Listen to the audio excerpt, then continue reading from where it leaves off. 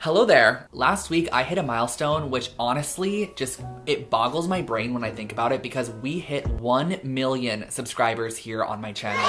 I cannot believe this at all, you guys. Like, truly, you cannot put words in my mouth to express how thankful I am for each and every one of you who support my channel, who watch my content, who leave a comment, who thumbs it up, interact with me on Instagram, send me an email, whatever it is that you do. Just thank you so much for the constant love and support here on Lone Fox. If you guys did not know, Lone Fox was always my second channel. This was my hobby channel. It's where I uploaded DIYs. It was just really fun for me to post videos over here on DIY and interior design, and it has now turned into my full-time career, and I could not be more thankful. This is what I love doing every single day. It is so fun popping onto this channel, reading your guys' comments, seeing your recreations of my DIY projects, seeing how you implement room makeover tips and designs into your own space. It is just such a great space, and it's such a positive space. I've seen so many industries across social media that just have a lot of negativity, and I feel like here on Lone Fox there is just so much positivity, and I love it so much. So I truly just want to thank you all so much who have subscribed to my channel. If you are not already subscribed,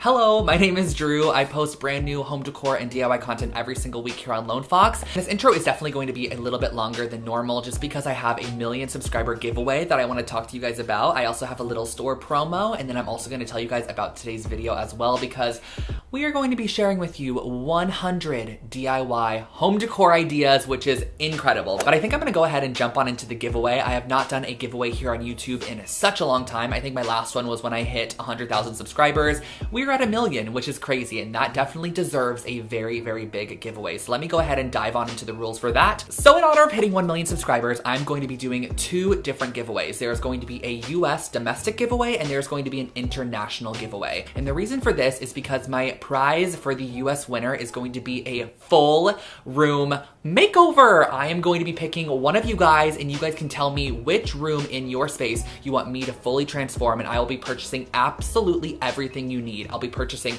furniture, decor, rugs, lighting, paint, anything you need for the space. I'm going to be purchasing it for you. Of course, after a full-on design plan has been created, I'm going to be talking with the winner of the giveaway one-on-one to create their dream space, whether it be their living room, kitchen, bedroom. You can totally choose. Now, the kind of sad part about this is that I'm not going to be able to be there with the winner of this giveaway. However, they are going to be given everything they needed, all the tools, all the supplies, and absolutely everything they need to conquer the space makeover, which I think will be really fun. I'm going to guide them through the process as well. So if you are the winner of this giveaway, you are going to be getting a full room redesign by me. I'm honestly extremely, extremely grateful of all of the support and love that you guys have given me. So I want to give back to one of you guys a full-on room makeover, the whole Lone Fox experience. So that is going to be the prize for anyone that lives in the US. And the reason that I'm separating it from international is just because I have no idea how shipping furniture internationally works, or the cost of it, or where I should be ordering from. So I figured for my international subbies, I would go ahead and just give you guys some really great money that you can do your own spaces with. So I'm going to go ahead and give away 2 $500, not gift cards, but just like literal cash, so I could send it to you on PayPal, on Venmo, wherever it is. I'm going to be sending you guys $500. There are going to be 2 winners that receive $500, and then there's going to be 5 more winners that receive $100 a piece. So 7 winners for the international giveaway. Now, how to enter, it is so super simple. All you have to do is be a subscriber of my channel, so make sure that you click that red subscribe button on my channel. Also click the bell icon next to the subscribe button. So if you're already subscribed but you don't have that bell icon clicked, make sure to click the bell icon. That way you are notified when I upload brand new videos. And then what you're going to want to do from there is actually click the link in the top of my description box. There's going to be a link for US domestic giveaway, and there's also going to be a link for international giveaway. Basically, this is just going to take you to a sub page over on Rafflecopter, which is a website I use to kind of host my giveaways, and it just allows you to enter your email, and that's how you can enter. It just makes it so much easier for myself to keep track of everything. It also gives you guys a couple of additional ways to enter as well, and it's just a really great service that I use, and you are not going to get your email bombarded or anything like that. It just makes it easier for me to go ahead and select winners in the end rather than having to kind of randomly scroll through comments. I feel like this just makes it really fair for everybody. And I'm also going to have all of the additional details and rules in the description box below, such as the end date of this giveaway. And of course, it is open 100% international based off of where you are. You're just going to click the link in the description box and enter the giveaway. And one last little goodie for you guys here on my channel. This is only for you that are watching right now. You can get 15% off of my home decor website, which is lonefox.com. I have such cute home decor over there. There are throw blankets, we have pillow covers, and there's really anything that you need to decorate your home. there's kitchen goods, there's lifestyle products. I have a whole line of merch over there. You can get 15% off your order using code MILLION at checkout. So that's only for you guys here on YouTube. So make sure to take advantage of that. Also, orders over $75 in the US do ship for free, which is great. So you can get 15% off on top of that. I will leave the link to Lone Fox in the description box below for you guys. But I guess we should just go ahead and dive on into my 100 DIY projects. Now, I know not all of you are going to sit through all 100 of these, but I do hope that if you kind of bounce around throughout this, it gives you a couple of creative ideas and maybe sparks creativity for you. That is the reason I wanted to create this video, is if you ever feel like you just need a little bit of a creative boost, come back to this video, click around. There's going to be a lot of content throughout here, so you're always going to be able to find something. And I'm sure there's quite a bit of content you have missed from my channel that is put into this video that I think you guys are going to love. So this is Editing Drew popping in super quickly. I forgot to also mention that if you guys want the full tutorials on any of these projects, since they are cut down a little bit just to make it not be extremely long, I'm going to link a blog post below that has all 100 projects listed out, and it has links to the videos and the timestamps exactly where you could find these projects. So go ahead, if you want to find any of these projects and you want the full tutorial on them, click the link to my blog post below and you'll be able to find a link to all 100 projects. Enjoy today's video and thank you so much for 1 million subscribers, but let's go ahead and roll the DIYs. Diving on into our first project, we are going to be making this flower stamped pillow, which I created back in 2018, but it's still such an incredible DIY project. I went ahead and I started off by taking some baby breath flowers and just pressing them between 2 pieces of paper and added a couple of books on top. And after a few hours, you're going to have these nice pressed flowers, and we're going to essentially be using these as stamps for our DIY. So next what I did was use a little bit of black fabric paint and I stippled it on with a stippling brush, used a little spray bottle to spritz some water on there to almost turn it into a watercolor. And then I stamped it on the edge of my pillow as shown here using a paper towel on top just to absorb any of that extra water. So as you can see, as you stamp it down, it creates this nice kind of watercolor stamped effect. And I created this all the way around the entire exterior of the pillow, making sure to kind of create a circular shape as I went with it, because in the end I wanted to go back with a paintbrush and some watered down paints to add an initial. This is actually based off of a pillow I saw on Anthropology that had an initial on it, and I thought it was super cute, so I wanted to create my own, and that's how this one turned out.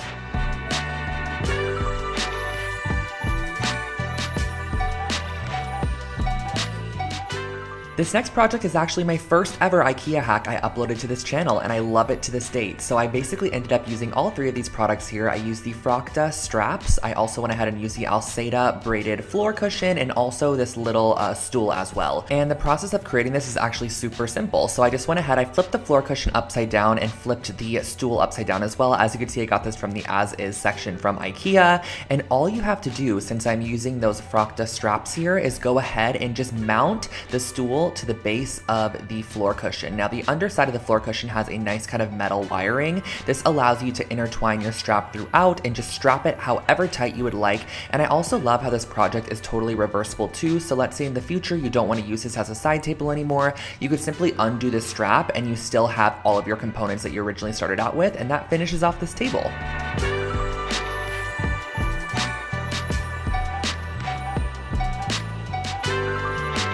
Here we have one of my first ever macrame project I created on this channel, and this is kind of like a faux macrame because you get the look of macrame without actually having to put in all the work needed. So I actually started off with this metal pot here. I believe I got this at Joann Fabric, and some macrame cord also from Joann's. So what I wanted to do is first start off by creating a ring that would kind of go along the top rim of the pot, and we're going to be creating our macrame based off this ring here. So cutting a couple of yards of macrame cording, you're going to need 2 strands per section, fold them in half, and you're going to create a lark's head knot over that ring that you initially created to hold your pot, and you're going to want to apply these at 4 different points on your ring there. So as you can see, we have 4 different sections applied, and now you're going to want to start the macrame process. So grab 2 strands and place them in the center, and you're going to use your right strand, go over the top of your 2 center strands. Your left strand's going to go over the top of your right's tail, underneath and up through the loop. This is going to be a very, very repetitive process, but this is why I kind of call it a faux macrame, because there's no need to really connect different strands and get kind of confused as you're going on with the process. You're only going to be working on each 4 of these sections at a time, and you're going to be creating a sequence of square knots, which is going to end up looking something like this. And once you reach your desired length, go ahead and tie all 4 strands in a knot there and cut 2 of the strands off that are not necessary anymore, so you only have 2 hanging from the end of the knot there.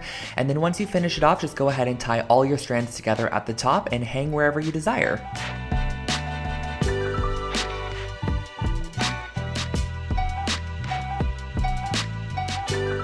I'm a huge fan of taking Polaroid photos, but I never really know how to display them, so I figured we can create this really fun interchangeable Polaroid display. So I went ahead and used this wood sign and a couple of these bags here to create this. So the wood sign is from Michael's Craft Store. I went ahead and painted it white to start, but you could stain this, you could paint it black, however you want to go along with it. And then at the top, I went ahead and screwed in one of these little hooks here, which are traditionally used for picture hanging or hanging plants from your ceiling. And then I went ahead and grabbed my 3x4-inch bags, punched a hole in the top there, and you can slide your Polaroids inside, which really allows you to interchange them and kind of display them as you would like to. You can also add a ton of bags to this. You can have like 10 to 15 bags hanging from the hook that have lots of different Polaroids on them, so you can kind of flip through them and see all of your memories in one location.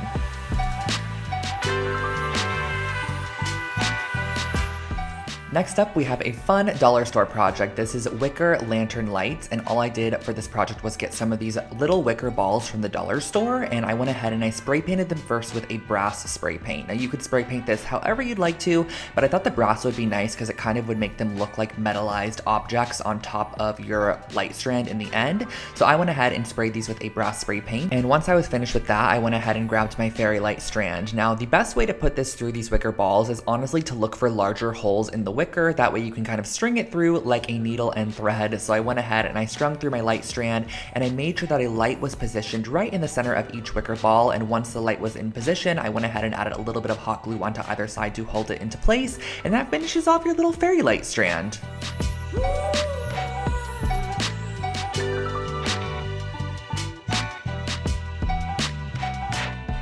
I have created so many throw blankets over the years, but this was an IKEA hack that I really love. It's so simple and easy to transform any blanket. So I went ahead and started off with a simple knitted blanket from IKEA, and I also got some chunky yarn and a large yarn needle as well. This just makes the process so much easier. So I went ahead and just strung my yarn through the yarn needle, and literally all you have to do for this project is create a nice chunky stitch along the edge just to add a little bit more detail to a basic blanket. So I went around, stitched the edge as shown here, and once you reach the corner, you're just going to want to make sure to also apply a stitch into each corner, kind of pivot it 90 degrees and work in your new direction. Now you can totally customize this and make your stitches as long or as short as you would like to. I feel like I made mine probably about 1 inch to 1.5 inches each, but I really love the kind of ununiform look of the stitches. I feel like it adds a nice handmade quality to the piece, and once you reach the end, you can snip it off and enjoy your throw blanket.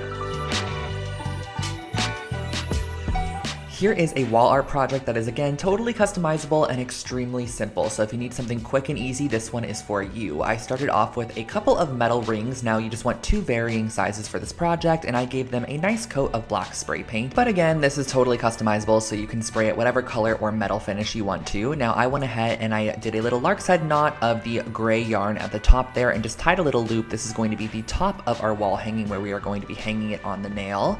And the next step is going to be very simple. Just cutting a couple pieces of your yarn to about 1 yard in length, folding it in half, and just looping it on the larger of the 2 rings. This is a very repetitive process of just looping the yarn onto each of the rings, letting it kind of cascade and waterfall over the top of each other to create a little layered wall hanging. So once you reach the end, I just created a blunt cut with those pieces. I feel like it gives it a little bit of a cleaner look, and on the ring that is smaller, I'm going to be applying this gray yarn to it. So doing the same exact methodology, just cutting it at the bottom to create a nice blunt cut, looping them on, layering it up, and that finishes off this wall hanging.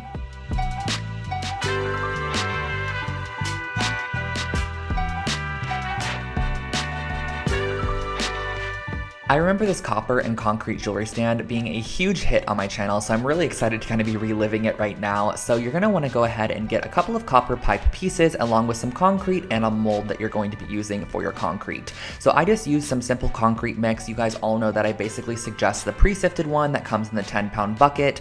Back then though, when I was creating this project, I did not know about that. So now I do. I highly suggest that one. I went ahead and mixed up some concrete, poured it in the bottom of an oatmeal container, and then went ahead and placed one of my probably about 8-inch tall copper pipes on the inside there. You're going to want to go ahead and let that dry fully overnight so you have a nice base for your jewelry stand. The great thing about concrete is it's pretty heavy, so it's going to weight it down and allow you to apply really whatever you want to the stand. So I'm going to go ahead and just use E6000 to kind of conjoin the copper pipes together, but I went ahead and kind of placed this little T-shaped joint right there, and then I also added some E6000 on the inside to place in one of my copper pipes as well, which is is going to be the crossbar. Just let this cure for a couple of hours to the next day, and that finishes off your jewelry stand.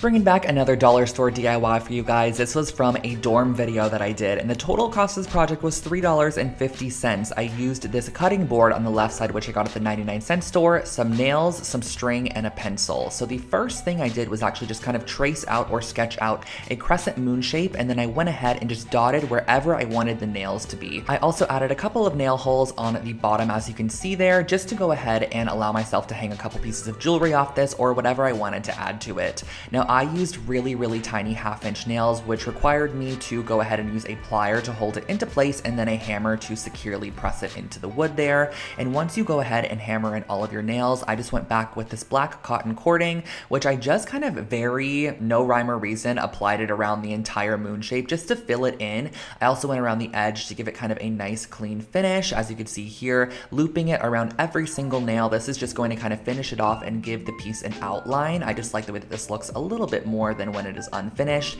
and that really finishes off your jewelry hanger.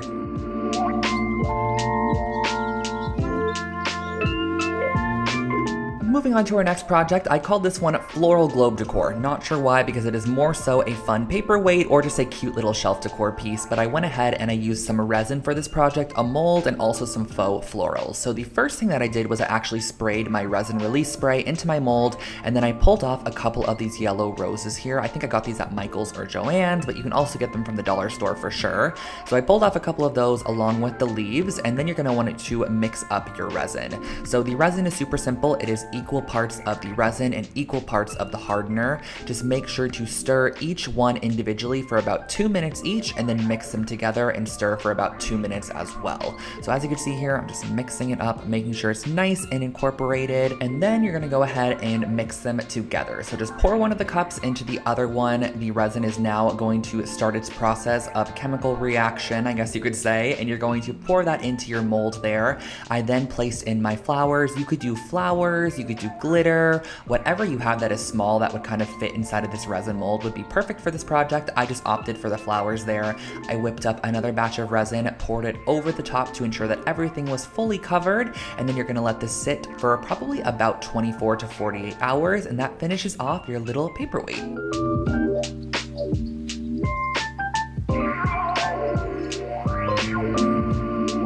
I remember this piece of decor like it was yesterday. This I had in my room for so many years and I loved it so much. It's a little hello framed decor piece, and all I used for this project was some yarn, a little frame, some fabric glue, and some canvas. So I first started off by taking my frame here and I glued it down to my duck canvas. Now this frame was, I believe, from Michael's at the time in their little like finished home decor section, but I got it on sale. I thought it was really cute, so I filled it with the canvas, tacked it down with a little bit of fabric glue, or you can use hot glue, and just cut away all that excess once you feel like it is nice and adhered on there. And next what we're going to go ahead and do is use a pencil to kind of map out the word that we're going to do. I just wanted to do the word hello because I have an obsession with writing that word. I don't know why, I just absolutely love writing out the word hello. So I opted for this mustard yellow yarn because yellow is one of my favorite colors, and I used a little bit of hot glue to adhere down the yarn in the loopy cursive font that I chose, which was my own handwriting. I don't know where I was going with that, but I went ahead and I glued it down in this nice little cursive font, and I just love the way it turned out. It just made me happy every single day I looked at this piece, and you can again totally customize this to have whatever word you want on the inside. It turned out really cute.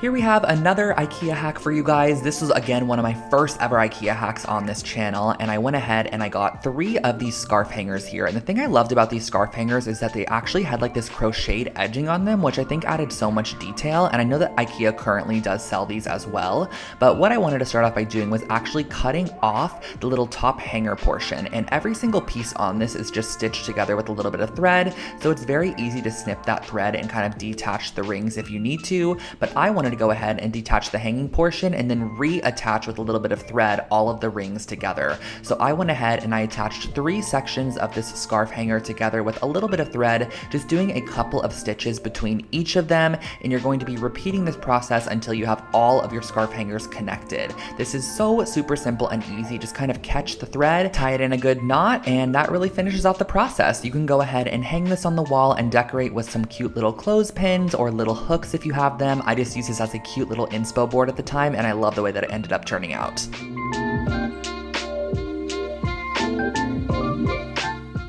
Here we have another super simple macrame project. This is definitely a beginning macrame piece if you're just kind of getting introduced to it, or you want to create a super quick and easy wall hanging. So the supplies that you're going to need is just some yarn, a pair of scissors, and a wooden dowel. So I went ahead and I cut my yarn to about 6 foot lengths of each strand. And for the start of this project, on the very left side, as you can see here, I went ahead and I actually looped 2 pieces of yarn on the start, and then every single section after that, I just did 1 piece of yarn folded in half and then looped onto our wooden dowel.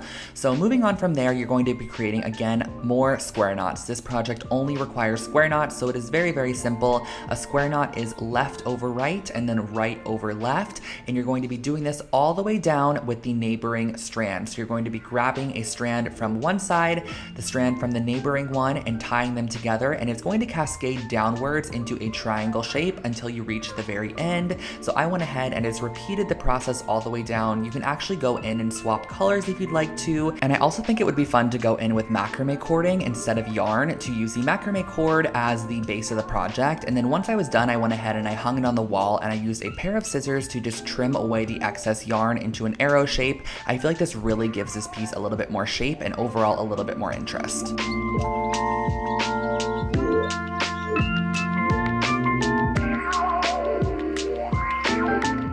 Back to the dollar store projects, this was what I called a memory mobile, and I created this for $2.50. Now, that silver thing looks a little odd, and that is because it is a Let's Party grilling wok. I don't know why I opted for this, but I found it, and I was like, let's go ahead and create something with this item here. So I went ahead and I cut off 2 sides of the grilling wok, and then we're going to be moving on to our wooden clothespins. So these are some small wooden clothespins that I'm going to be using some black cording to tie a double knot right through the center section of the clothespin and cut away any of the excess strands, and then also make sure to leave probably about 12 to 20 inches of leftover string. That way you have a variance that you can kind of use as you're attaching them to your grilling wok. So here comes the fun part. We're going to be sticking our strands up through the holes that are in the wok there, and I'm going to go ahead and glue them down and then cut off any excess tails. So we basically have a ton of these clothespins that are going to be hanging from that metal section there. I think it probably would have been a little bit cuter if I was to maybe spray paint this black or spray paint it brass, but I went ahead and I tied a strand at the top there, which is going to be our hanger. You can clip all of your memories or mementos here, and it just creates a fun little mobile.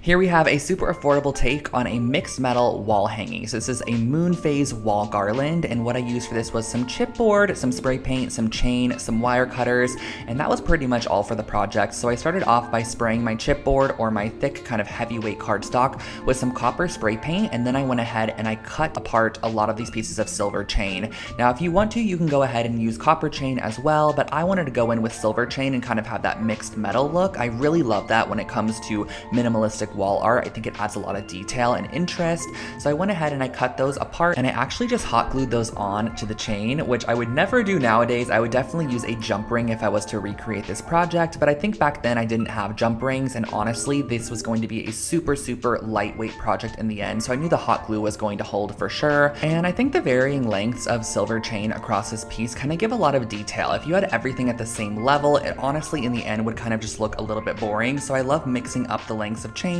for those vertical sections to make sure that the moons are kind of hanging at different levels once you actually hang it up on the wall.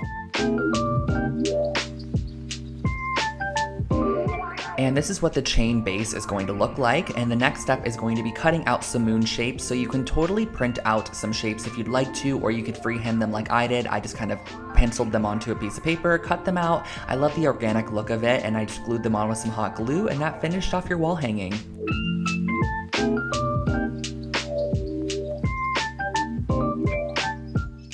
I personally love a good hanging planter, and I also love concrete, so this project is basically the best of both worlds for me. So I started off by mixing up my concrete mix with a little bit of water here. You're going to want this to kind of basically be the consistency of like a pancake batter. As you can see here, this one is a little bit thicker, but that totally works as well. And the mold that I'm going to be using is actually just a simple little, I guess, clear solo cup. And then in the middle there, I'm applying a Dixie cup and I'm pressing it down on the inside. Next, what I'm doing is grabbing some hemp cording or whatever string you want the hanging planter to be hanging from, and you're going to tie knots onto the ends of them. The knots are basically going to be like extra support, so once we press this down into the concrete, the knot is kind of going to be covered in cement and allow it to not be pulled out. If it's just a string, you could imagine kind of being able to pull the string right out, but that knot is just like an extra reinforcement. So you're going to want to go ahead and let that dry overnight or until it is nice and cured, and then pull off your plastic cup in the end and remove the Dixie cup on the inside. Now you can go ahead with a sand file or whatever you have, some sandpaper, a nail file. I mix those words together to make sand file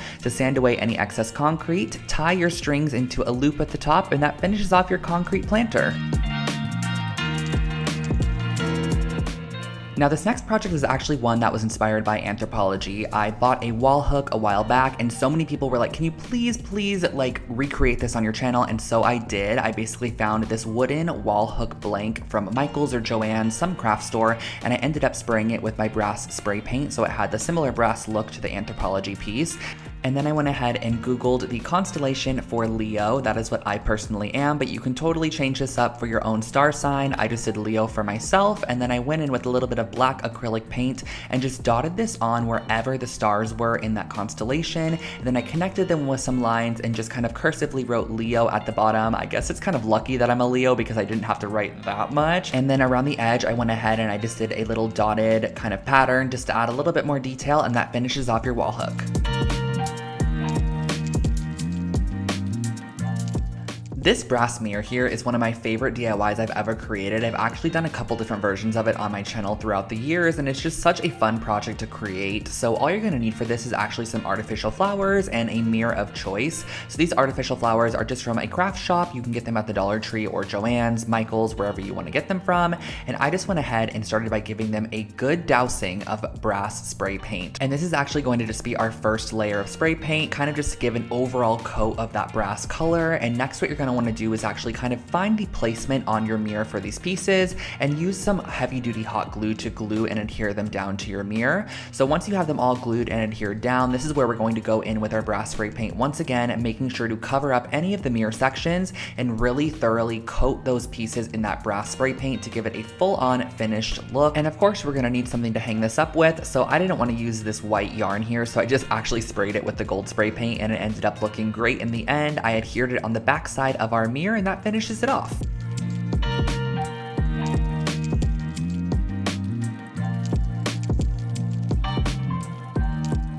I'm sure we've all seen these mesh trash bins at the dollar store, at Walmart, at Target, wherever it might be, but they're always not the cutest. So I want to share with you guys how you can add just a little bit of faux leather to this piece to make it more rustic and overall just cuter in the end. So the first thing that I did was I went ahead and I marked 3-inch wide sections and then drew a line to create a 3-inch wide strip that I could then cut with my scissors, because we are going to then go ahead and fold over those raw edges into the middle. So we're going to be ending up with a 1.5-inch wide strip of this leather material. So you're going to want to do this, that way you have nice clean edges on the front there, and then on the front side of your wastebasket, using a generous amount of hot glue, you're going to be applying your faux leather material and then creating kind of a little loopy handle at the top, which again is just for visual interest. There's no like rhyme or reason to this piece. And then I cut off the excess at the bottom there and went in with a little bit of white embroidery floss. I probably should have done this with like some jute cording or something just to match the vibe a little bit better, but I think it turned out cute nonetheless. So I went in and I just added a little X shape to secure the leather in place a little bit more, but also add a bit of detail to that edge there. I think this adds a nice touch. Tie it off on the back side, repeat on the opposite side, and that finishes off this basket.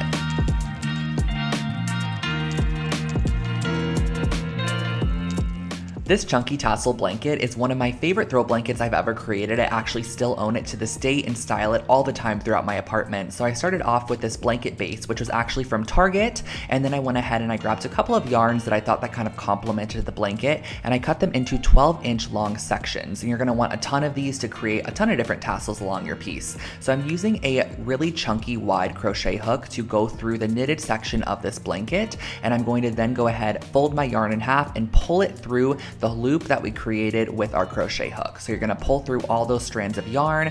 Once all 3 of them are pulled through, you're going to then go ahead and pull the tails through that loop, and that finishes off your first tassel. Now, to determine kind of the pattern you wanna go with or where you want to apply your tassels, you can map it out first if you'd like to, but I just went ahead and did chunks all around the blanket, making sure that I had kind of like an even spaced amount of chunks of different colors of yarn that just add pattern, texture, and dimension to the piece. You can also just go around the edge and do like a tasseled edge if you want to, but I just wanted to mix up the yarn, so I did a variant of white yarn. I also added in some that had these gray kind of flecks throughout it, and then in the end I just created these little tassel sections on the blanket, which just kind of give a little bit of detail.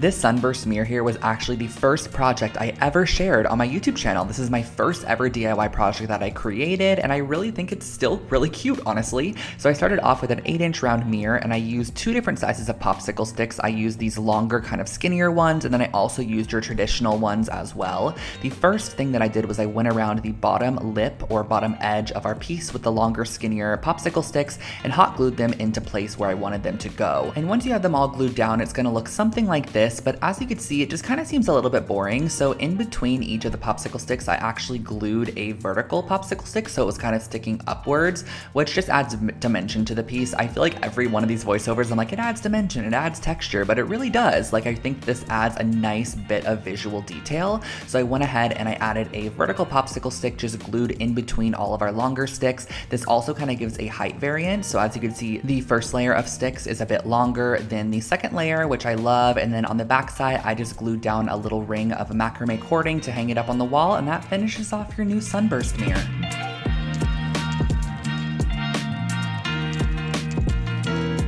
Creating a concrete coaster set is actually extremely affordable and not as hard as it looks. All you're going to need is a couple of solo cups, some concrete mix, some water, and a hot glue gun. So the first thing that we're going to be doing is actually cutting the top rims off of our solo cups and creating our very own mold. And I'm going to be gluing down the top of our solo cups to the notebook cover there. So we're basically creating our very own mold. So next, what I wanted to do was mix up the concrete and pour it into the mold that we created. So you're just going to tap that in, making sure that you added enough hot glue around the perimeter of your mold to where the concrete will not seep out at all. Let that cure overnight, and once it is fully cured, you could basically demold your new set of coasters by pulling off that notebook cover, and this is what they end up looking like. You could sand the edges with a nail file or a little bit of sandpaper to give them a nice finish, and that's the finished project.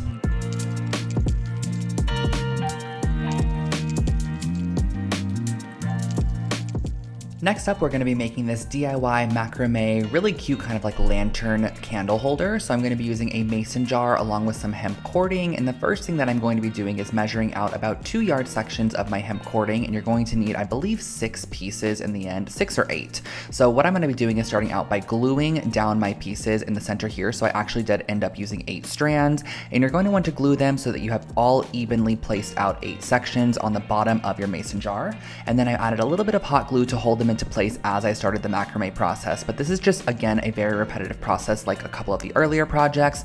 We are creating a collection of square knots where we grab the neighboring strand and we connect it to a knot that was neighboring it as well. And you're just going to be repeating this process until you reach the top rim of the jar. So I just kind of work in a circle and create a knot, as you can see here, twist it, move on to our next side, create a knot, twist it, move on to our next side, create a knot. And as you keep creating these knots, it's going to get tighter and tighter up towards the top, which is what you're going to want so that it kind of forms around your mason jar shape. So as you can see here, getting closer to the top here, it really creates a nice nautical vibe. It almost gives like a fishnet look to the piece, and this is what it ended up looking like in the end. You can tie off your strands, you can turn it into a hanging planter if you want to and leave them long, or glue them as I did and just pop a candle inside as a candle holder.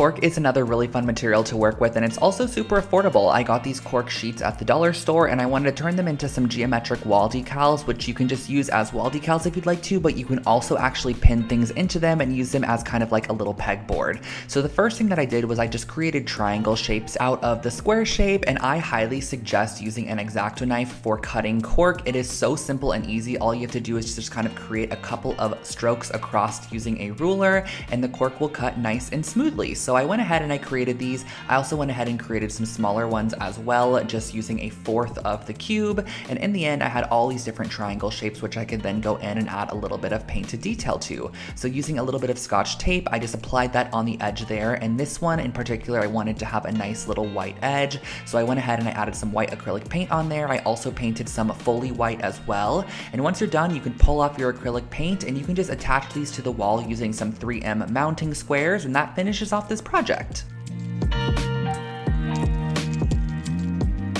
Another super affordable wall decor piece is a pressed flower wall art, and you can make this on a canvas, you could put it inside of a shadow box frame, whatever you want to do, but all you're really going to need is a couple of florals and leaves that you could find out in the garden or on a walk down the street. So as you can see here, I just picked up a random variety of different flowers and leaves, and we're going to be using a bit of parchment paper to press these in between some heavy objects. So the first thing that I did was actually rip off a piece of parchment paper, place another piece on top, and on top of that, I placed a ton of my books from school, or when I was going to school, on top of that. And you're going to want to let this dry for about 2 to 3 full days, or until all the water has been drawn out of the pieces and they are completely dry and flattened, ready for the next step of the process. So as you can see here, I have all these flattened leaves and flowers. And lastly, the next step in the process is just to glue these down to a canvas or some form of frame. So I ended up lining them up. I just thought it added a nice minimal approach to this piece, but you can scatter them around, create patterns, however you want to do it. But in the end, you come up with this really cute dried floral wall decor piece.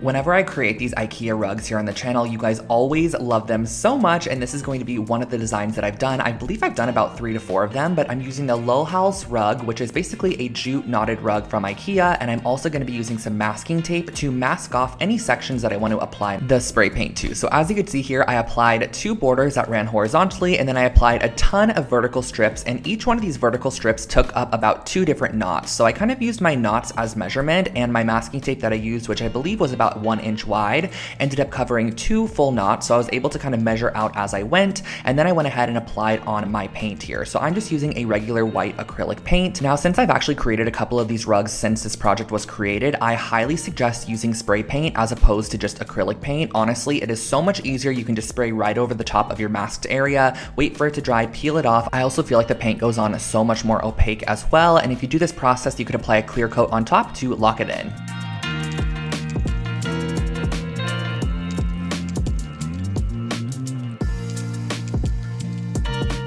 Next up, we are creating a set of felt coasters, which are really cute, and I actually upcycled this Putta box from IKEA. I had this in my stash for a while, and I just never ended up using it for any form of storage. So I was like, why don't I go ahead and actually recycle it and turn it into some coasters and just use the fabric, because I didn't find a use for the actual box itself. So all I had to do for this process was honestly use a ramekin. I traced around the outside of the ramekin to create my coaster size, but you can use whatever you have kind of as a marking utensil. And then I went back in with a pair of scissors and just trimmed around all of the excess, and that honestly, you guys, finishes off this project. It was super simple and easy. I just felt like the material on this was super thick and very durable, so I thought it'd be great for a set of coasters. I also intentionally drew right over the top of the stitching line because I love the detail I added, and I just locked in those seams with a little bit of glue on the edge, and that finished off this coaster set.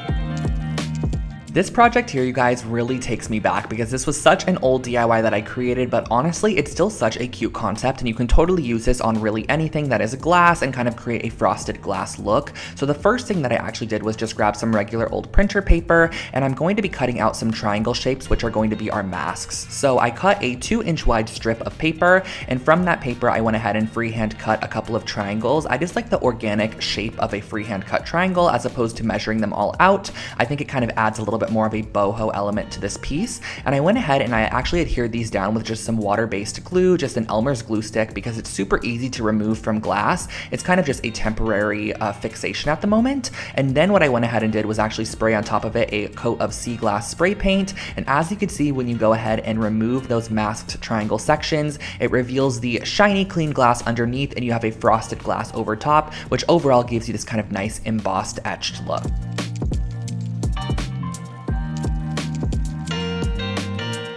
I always actually get requested for a ton of decor that includes like an initial or something that you can customize a little bit, and I love this take on an initial decor piece. I think this would be so cute in an office space. So I actually picked up one of these oversized paper mache letters, which I believe I got it at Michael's, and I also got these kind of balsa wood stick sections, which I'm going to then be tiling on the front of our letter to almost give it a restored wood look, as opposed to making it look paper mache or just painting it or adding to it. I thought the wood really elevated the overall vibe, and it was still a very affordable option. So all you have to do is actually just place the wood on the front side, flip it over to the back side, and use a pen to just kind of mark off the section you want to cut, and use a pair of scissors to simply cut away any excess. And do keep in mind in the end that you can go back in with a little bit of sandpaper if you need to sand away any harsh edges, but once you are done, you kind of get this tiled wood effect that I think looks so stunning in any space.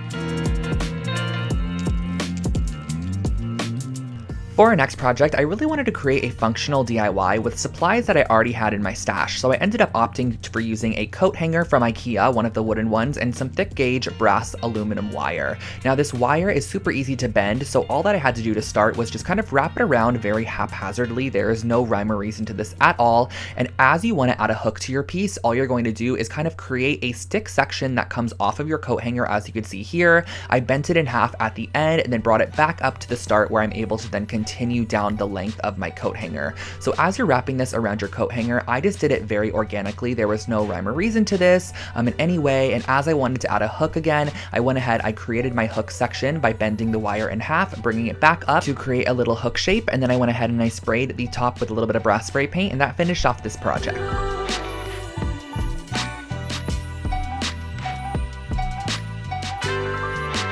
Here is a way to take a simple mirror and turn it into something a little bit more elevated and rustic. So I wanted to turn this into a jewelry holder. So I started off with a square mirror. I also used some balsa wood, some spray paint, a couple of hooks, and some E6000. So the first thing that I did was I cut my balsa wood to be the width of my mirror, and I went ahead and screwed my hooks into one side of the balsa wood on the bottom there. So I went ahead and I screwed in, I believe, about 5 of them, and I used this hammer finish dark bronze spray paint to give this more of a metallized finish, and I think it looked really, really cool in the end. You could spray this or stain it as you would like. And then on the bottom of the mirror, I went ahead and I applied our hook section, as you could see.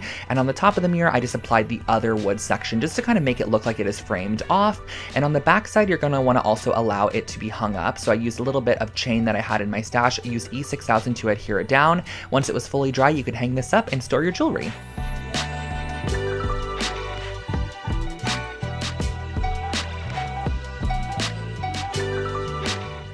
Affordable furniture DIYs are always a hit here on Lone Fox, so I wanted to share with you guys how I created this nightstand from a simple crate from IKEA. So this is the Naglig crate, which you could pick up for about $10 at IKEA, and I went ahead and I started off by just constructing it based off the instructions. You have to just screw all of the elements together, and once they're all screwed up, you have a basic wooden crate. Now on the bottom of the wooden crate, I wanted to add a leg, so I elevated it off the floor with these little wooden trinket dishes, or like little wooden trays that I found at the craft store as well. They're just a simple wood, very similar to the one from IKEA, and I just E6000 these down. You could also use a nail gun if you'd like to, and once you are done, you have a very simple, minimal nightstand.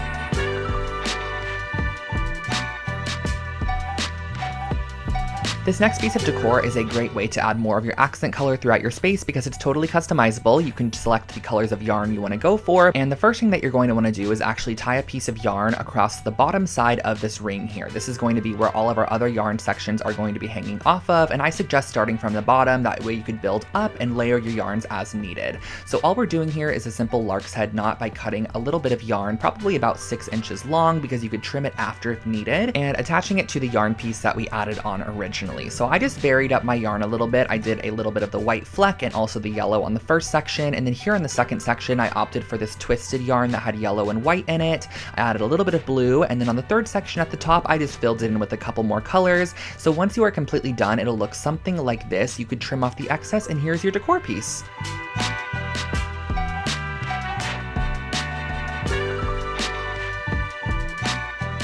This is a really fun multi-purpose DIY. I created a memento lampshade because lampshades can be a little bit boring, so if you have a basic lamp, especially in like a dorm room or a small space, spice it up with this simple hack here. All that I started off by doing was just painting my clothespins how I wanted them to look, so I think I did a mixture of black and then also just the raw wood as well. All you have to do for this project is literally glue down the clothes clips all the way around the exterior of the lampshade, just kind of spacing them out however you would like them to go, and keep in mind wherever you place a clothespin, you can add a Polaroid or a little memento, and that finishes off this lampshade.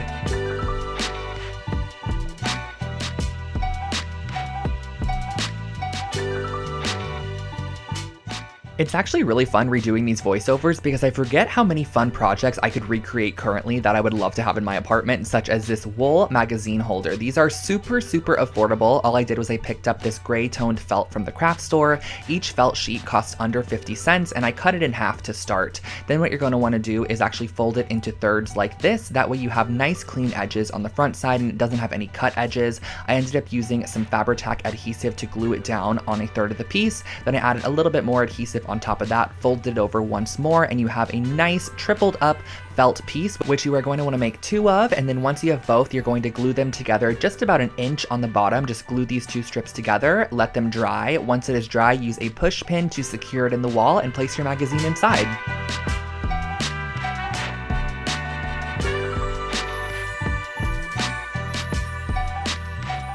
If you love a freehand, very artsy project, this one is for you. I created this as a dorm decor piece a while back, and it is just a kind of moon phase galactic pillowcase. I just used a simple white IKEA pillowcase and some black fabric paint to paint on some stars and moons around the exterior of this pillow. I also added a couple of constellations, and that was all.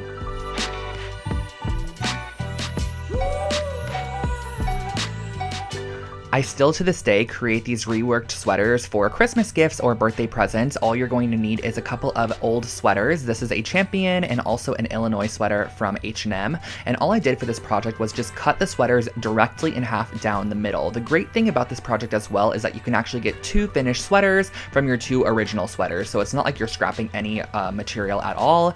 So what you're going to want to do is actually pin the right sides of your sweaters together down the front, and you're going to be sewing this up the entire front side using just a straight stitch. I suggest doing the triple straight stitch so you have a nice strong bond. I removed those pins, and on the back side you're going to put right sides together once again. Add a pin every couple of inches to hold the fabric together, add a nice straight stitch all the way throughout, and that finishes off your brand new reworked sweater.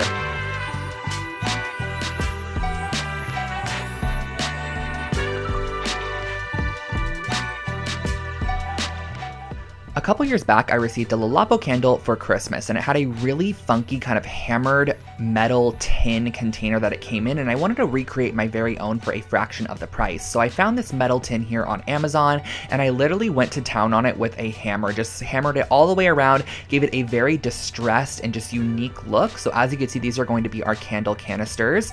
Now these candles here are a couple that I've had in my stash for a while, and I placed them right on top of a pan, just right over the heat. However, I would never do this to this day. I highly suggest getting a boiling pot that you could actually add some water inside of, adding about 2 to 3 inches of water, letting that boil, and then placing your candles inside and letting it slowly melt over time, kind of like a double boiler method. But once it is fully melted, you can go ahead and glue a new wick on the inside of your canister. And then once that is adhered inside, you can go ahead and pour your melted wax very carefully into your canister there. I actually poured both candles in here and mixed up the waxes, but you can totally do one style or create your very own scent with some essential oils, and that finishes off your hammered 10 candle.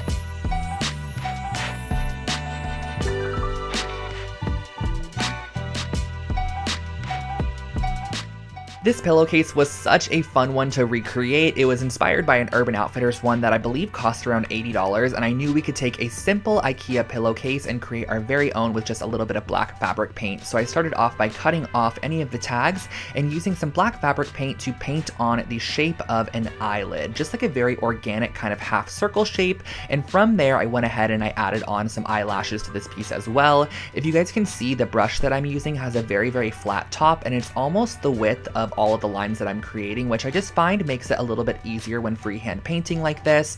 And there really is no rhyme or reason to this. I know I say that all the time when I'm painting projects like this, but really as you go, you can add to the piece, take away, and if you mess up, honestly, just keep on working on or add it and implement it into your pattern elsewhere so it doesn't really look like a mess up. So I just went all the way around, added this pattern throughout, and that finished off this pillow.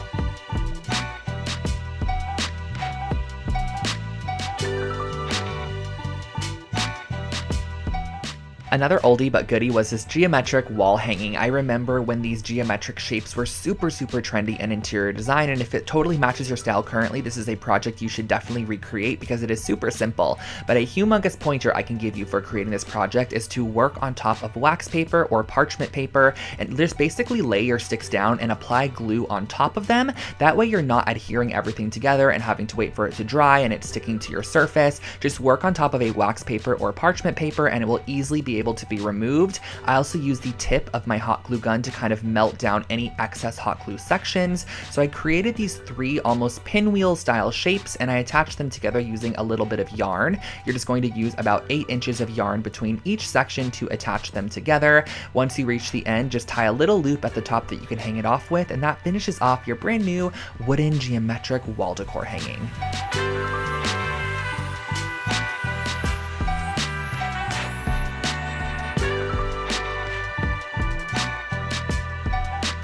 This next project was actually another take on that little wall strap that I created with the wool fabric earlier, but this one is just a wall pocket and it is super simple to recreate. You're just going to need 2 pieces of 8.5 by 11 felt, and on one of the pieces you're going to start by rimming the entire outside, leaving a 2.5 inch section at the top that you're not going to be adding glue to, because once you actually adhere this down, the sides and the bottom are going to be nice and adhered, but that 2.5 inch section you're actually going to want to fold down like this, add a little bit of glue to either side as shown, and fold that down. That way it kind of creates this little pocket flap, lay a couple books on top, and once you're done you could hang this on the wall and add whatever you'd like inside.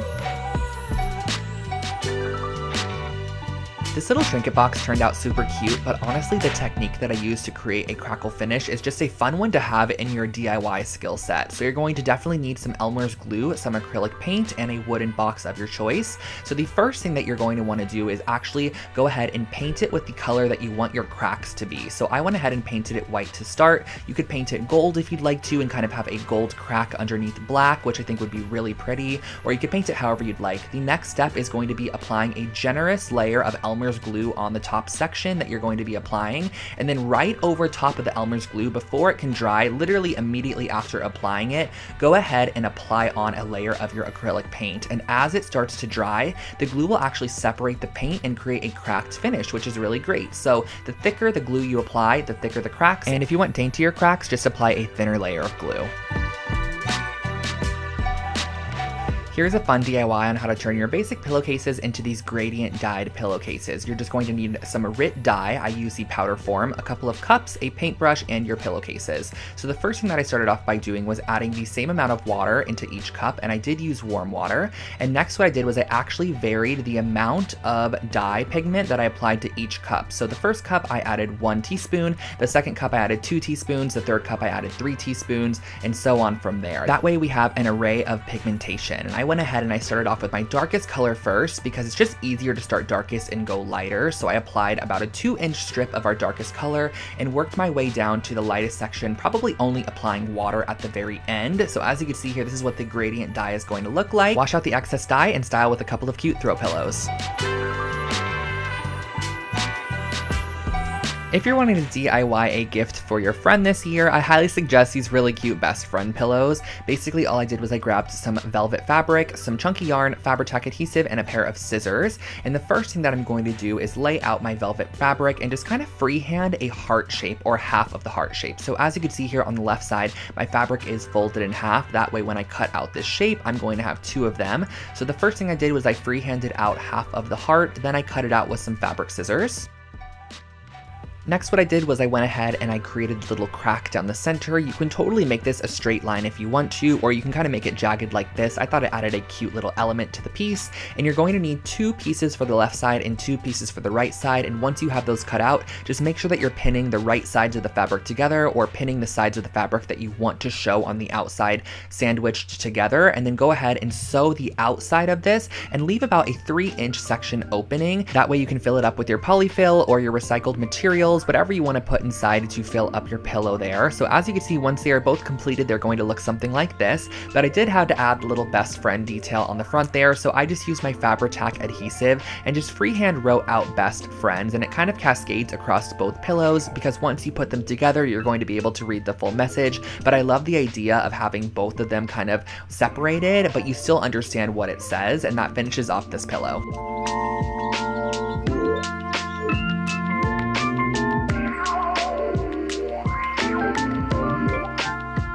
Another super affordable set of coasters created here on the channel were these leather wrapped coasters. Now the supplies are very minimal. All you're going to need is some foam board and also some faux leather material. So the first thing that I did was I cut down the scrap piece of foam board into 4-inch by 4-inch squares. Those are going to be our coaster size. Next, once you have those cut out, you're going to go ahead and just cut out a piece of your vinyl leather or your faux leather and cut it out with about 1 inch to spare on all the edges. That way you can go ahead and apply your E6000 adhesive on the bottom side, press it onto your faux leather material, and then you're going to press that down just as shown here. Next, what I did was I cut off all of the corners. That way we can create a nice clean fold, and I also make sure to leave about 1/8 inch of material on that corner. That way when you fold it up, you get a fully covered corner as opposed to having any of the white show through there. So I just went ahead and I adhered down all of our flaps on the back side, let it dry, and cut out a piece of material to glue over the top of those flaps there. And once you are done, this is your finished coaster set.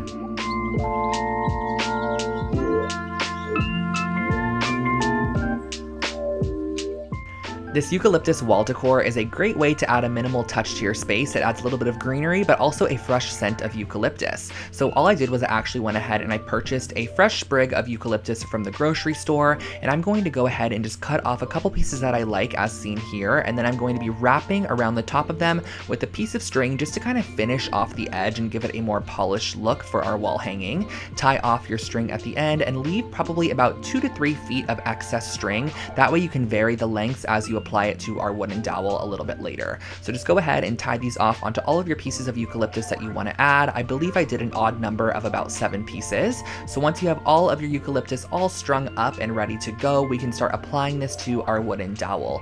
And when it came to constructing the final piece, I just went ahead and made sure that all my eucalyptus pieces were hanging at different lengths, so it just added a little bit more visual interest and not everything was at the same exact level. So I just double knotted these onto my wooden dowel all the way down, making sure they were nicely secured. And once you have them all attached, you can hang it on your wall, and that finishes off your eucalyptus wall hanging.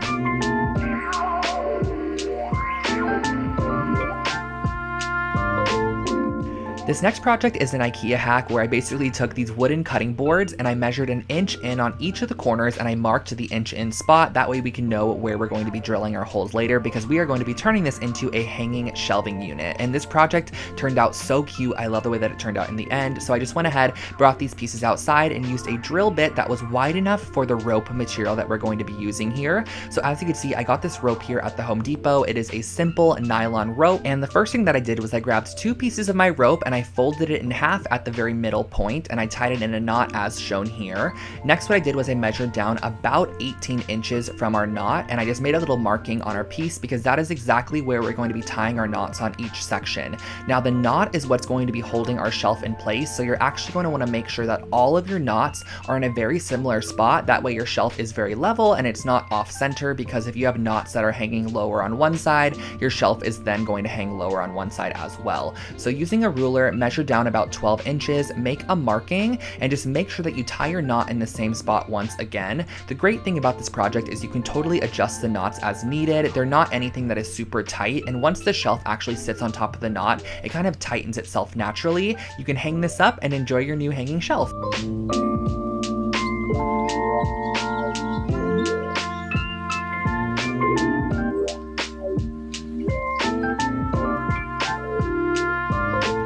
This next project right here is definitely one of my favorite IKEA hacks I've ever created. I actually used this wooden tray from IKEA and this large mirror that I got at Joann's, along with some faux leather material, some E6000, and a couple of wooden blocks. So the first thing that I did was I took my large circular mirror and I'm going to be gluing down some of these little wooden blocks, which are basically just going to be spacers, and just elevating it off of our tray in the back. And if you wanted to, you can totally just adhere the mirror directly down to the tray, but I ended up using these little wooden blocks just to elevate it off the tray a little bit. I just think that it adds a nice bit of dimension to the piece, and it just makes the mirror look like it's actually floating in the center of the tray.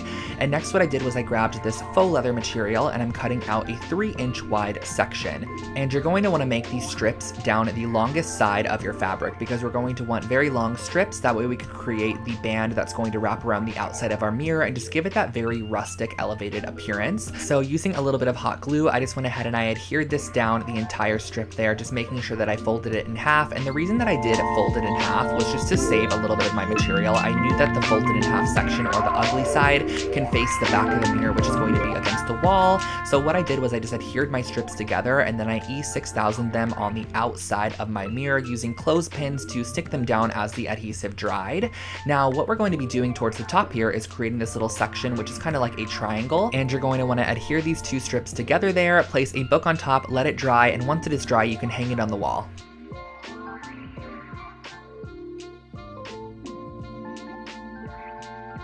I think this rustic clay bowl was actually my first time ever using clay in a DIY project, and so this is how it ended up turning out. I used a glass bowl from Target and some of this air dry clay from the craft store, and I went ahead and I just added a thick layer of air dry clay on the entire exterior of our glass bowl, and I used a little bit of water to smooth it down. Now I know that sometimes water doesn't work with air dry clay, but specifically for this project I do remember it smoothing it down quite a bit. And then I went ahead and I pressed a little new base for it and used a paintbrush just to add a little bit of detail into our clay work. And this is where I feel like the water totally made a difference. You can totally see where I'm adding the water. It just smooths out those sections and overall just makes the clay look a little bit nicer. So once it was dried overnight, I went back in with a sand file and just filed down any edges that were a little bit rough. And then I went in with a little bit of black paint that was watered down and just kind of distressed the bowl a little bit, added my signature on the bottom, and that finished off your rustic clay bowl.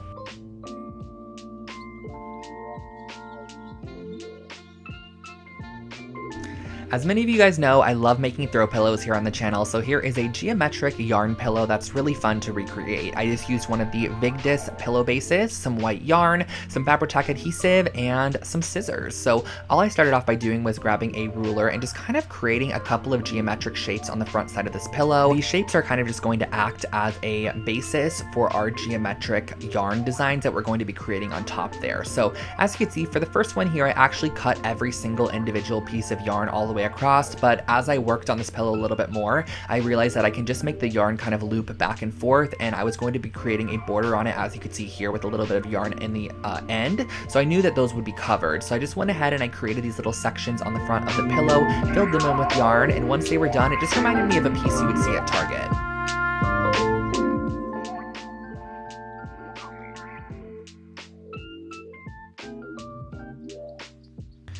I was a humongous fan of vinyl records back in the day, and I always wanted a method for hanging them on the wall, but I didn't want to have to purchase the actual Urban Outfitters frames that were $20 each, so I was able to create my very own with one piece of foam board. So the first thing that you're going to want to do is go ahead and cut out 2 pieces of your foam board that are 2 inches wider or 2 inches bigger than your vinyl record itself. So I have 2 pieces here. I cut out a square on the inside of one of the pieces as well to act as the frame. Now on the sides here, I cut out these 3/8 inch strips, which are going to act as borders or barriers. And the great thing about using the foam board is that it elevates it a little bit so that you can easily slide your vinyl inside. So I just used some E6000 adhesive and just glued this around the exterior of my vinyl record once it was placed on the inside there. But you do not need to add a piece of this to the top there. That way you can slide your record in and out in case you want to ever exchange it for a different one. So once that was all glued around the outside, I then went ahead and added adhesive to the top of those strips, placed on top my frame section there. So this is kind of creating our shadow box, which you could then slide your vinyl on the inside of. I just wrapped a piece of yarn around the entire exterior inside of the little groove that we created, cut off the excess, tied it in a knot, and I hung this up on the wall, and that was my vinyl frame.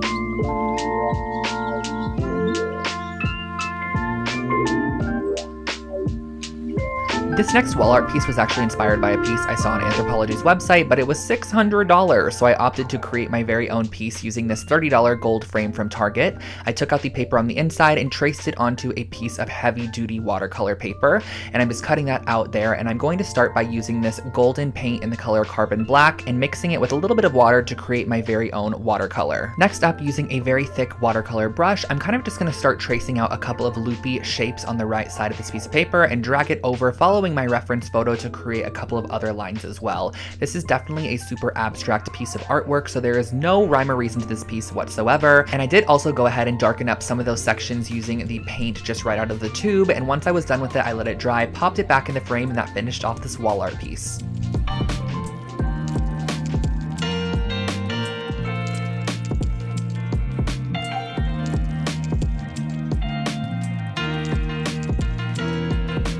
I'm back with one of my favorite materials, resin, and we're going to be making one of my favorite projects, some coasters. So these are some agate coaster molds. You can find these on Amazon if you search agate coaster mold. I also got these dried flowers on Amazon as well, but you can totally dry your own based off of some of the methods that I shared with you guys earlier.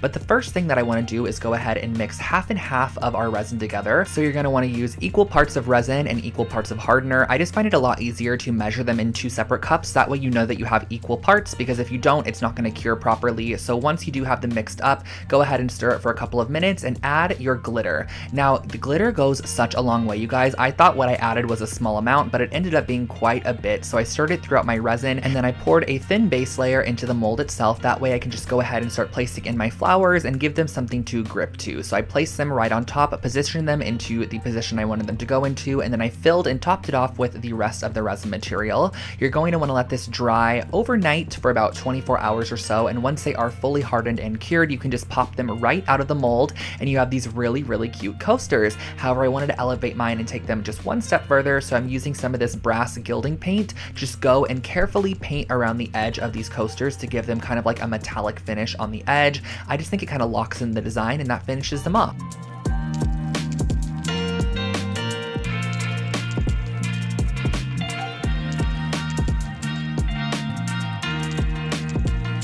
This is probably one of my favorite dollar store projects I've ever created, and I ended up finding a ton of these little canvases in different sizes and also some assorted faux florals at the dollar store, and I pulled them off of the stem. We're going to be doing a very similar method to that gold brass mirror that we created earlier, but we're going to turn this one into a really cute wall hanging. So the first thing I did was I grabbed all my florals from the Dollar Tree, brought them outside, and just gave them a coat of brass spray paint just to kind of get the actual coating process going. We're going to be able to go back in later and really finish it off, but for now we're going to be using the brass spray paint. The next thing that I did was I went in and I added gold paint to the back side of all of my canvases, and I love how it goes over the top of the staple. It really makes it look welded. Next, moving on, we're going to be applying the first set of florals to our wooden dowel. Now from this wooden dowel, our little canvases are going to hang, so this is going to be kind of like the most focal point of the piece. I brought it back outside once all of our florals were attached to it and just sprayed any of those excess areas. And last but not least, you're just going to go ahead and use some string and apply on your canvases. Inside of these little canvases, you're actually able to go ahead and just pop in a photo or however you want to style them.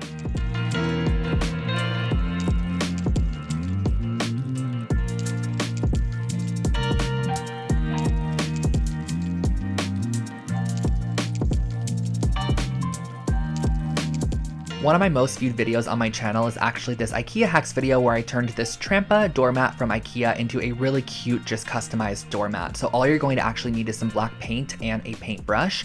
And what I'm going to be doing is on the bottom left-hand corner, I'm going to be writing the word hello. So just kind of freehand writing this out. You can totally use block letters or a stencil to help you with this. Flipping it completely 180, I'm going to go ahead on the opposite side and put goodbye. This is just such a cute idea. You can actually place this right outside of your door, have the hello face the person as they enter, and the goodbye face them as they leave.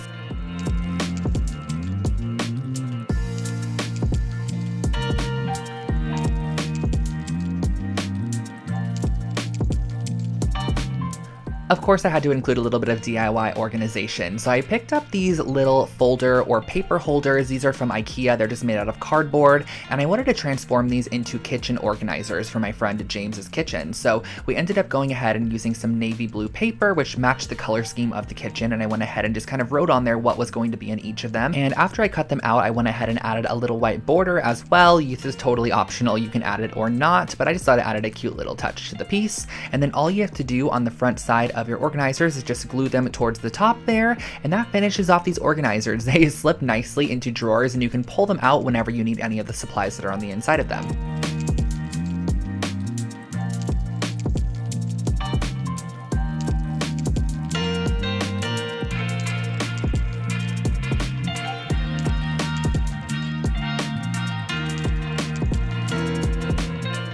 This next project was a really fun one where I ended up using silver silverware. This is just plastic silverware from the dollar store along with a 12-inch circle base, and I went ahead and I broke all of my spoons more towards the actual round part of the spoon. That way we had a longer handle section which we could actually glue onto the outside back of the mirror. So what I went ahead and I did was I started by gluing these on and kind of evenly spacing them around the outside exterior, and this is what we ended up having from the back side. And then what I next did was I went ahead and I added the spoon portion as well. This is just going to add a little bit more dimension and detail to the piece, and that's just really an inexpensive and structural way on how to elevate any basic mirror. Back into the wall decor and also back into the macrame, we are going to be starting off with a 12 and 14-inch ring for this project, and then I'm going to go ahead and cut out 2-yard pieces of string, which I'm going to then just slip knot onto the top of our 2 rings. You're going to want to have 2 of them to start. Simply cross them over as shown here and do a simple half hitch knot to secure it to the bottom left side and bottom right side of the original knot. So all you have to do for this is just wrap it around once as shown, wrap it around one more time, and then just pull your tail right through that loop that it creates, and that is your half hitch knot. And from here on out, it is pretty repetitive. You're just going to go ahead and apply another slip knot on top, wrap it underneath, and then go ahead to the opposite side and do a simple slip knot to attach it on there. This might be a particular project that you want to watch the full video on because it's a little bit challenging for me to cut all of this into a little 1-minute section for you guys. But once you have all of your knots attached, it kind of creates this really interesting woven pattern in the middle, and you have all of these little tails here, which I then went ahead and did a blunt chop on at the bottom just to finish it off. On the top back side, I added a little loop that I could hang this up on the wall with, and that finished off this wall decor project. I really like this one, and you guys also have recreated it so many times.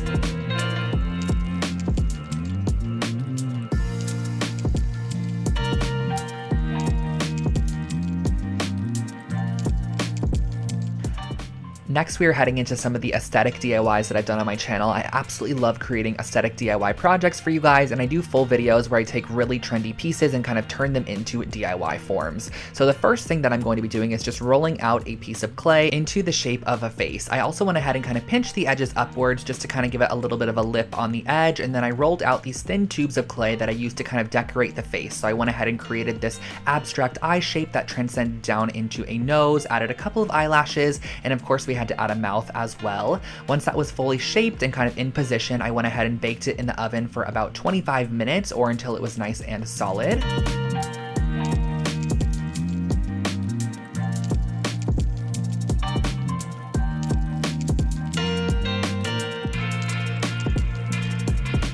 I remember seeing these wreath forms at the Dollar Tree all the time, and I never knew what to do with them, but I always knew I wanted to create something with a wreath form. So I went ahead and I grabbed this really thin gauge artistic wire, and I started off by just wrapping it all the way around the entire exterior of this wreath form. So I just kind of cut off sections and wrapped it as I went, just kind of going around the front side and the back side pretty close together, and occasionally also wrapping it around our middle strand or the top strand to kind of just add a little bit more detail and make the wire not look super uniform. So every now and then I would kind of just wrap it around the middle, or I'd wrap it around the top, and it just added a little bit more interest to the piece. So I went ahead and finished the entire round of this piece, and then I went ahead and grabbed some masking tape, and I kind of just placed it randomly every couple of inches around the frame there, and I went in with my gold spray paint thinking that once I removed it, it would be such a cool mixed metal design, and I just honestly didn't like it that much. So I actually went back with white spray paint and spray painted the full piece white and finished it off with some brass gilding paint around the entire outside edge and also the inner rim, and that finishes off your new picture frame.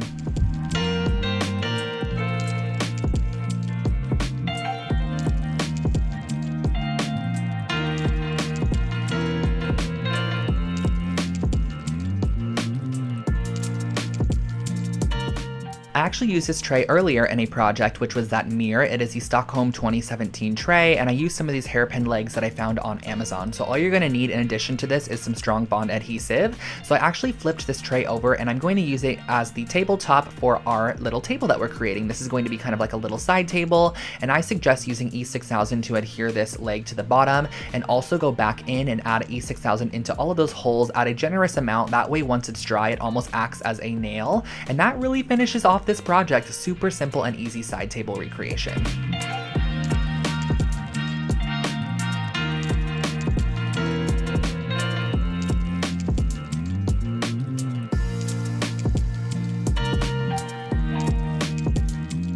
Now this is a super simple way how to create your very own kind of bar cart or little kitchen island section for a small apartment. So I went ahead and I picked up this Mulger little rolling unit, and I realized that I wanted to have it kind of have black accents along with the wood accents that it's originally made from. So I kind of mapped out where I wanted my black to be on top of this little reference drawing, and I also grabbed some of these hooks as well, along with some black spray paint. So I brought all of the pieces outside that I wanted black, and I gave them a nice coat of the matte farmhouse black spray paint, which is my favorite color from Rust-Oleum, and I did it on all of the sides. This was so satisfying to spray paint. I also went ahead and grabbed some of these little wooden trays, which I used on a former project as well. I used them as the legs once again, so just making sure to flip them in all directions and give them a nice generous coat of the black spray paint. And once they have fully dried, you can go ahead and reassemble your entire piece. What I did was I just went ahead and followed the instructions, reassembled it as is, and I just love the details of black. On the bottom of this piece, instead of using the rolling wheels, I actually went ahead and secured on those new legs and added a couple of hooks to the side. That way we could hang on a little cutting board. This was also from IKEA. I screwed a couple of hooks into the cutting board. That way you can kind of have it hang off the side. And I thought this was the perfect little bar cart addition to any small space.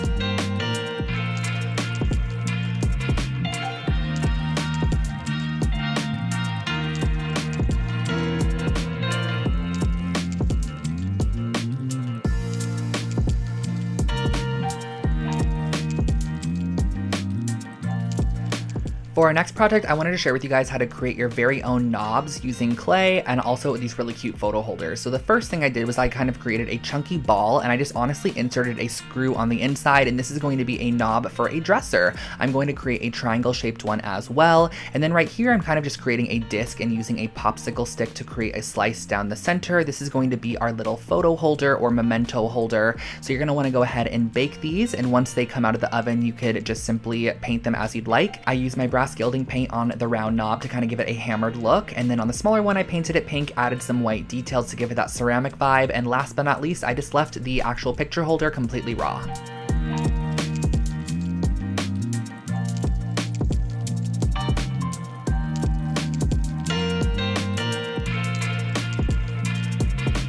I personally am not a great painter, but I can definitely do an abstract art piece every now and then. So I picked up this wooden canvas and I started off by painting the entire base of the canvas with this cream colored paint.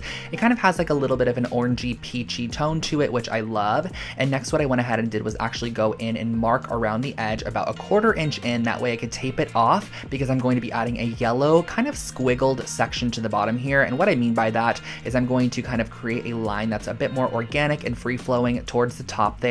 This is kind of emulated off of a mid-century art piece that I've seen. So on the left side, I'm using some black dots to kind of just create a abstract pattern. And then on the right side, I'm filling in all the blank space with some lines. Now on the far left side, I kind of messed up here. I did too many of those dots. So I just went back in and kind of just covered them up with our original cream colored paint. And that finishes off your wall art.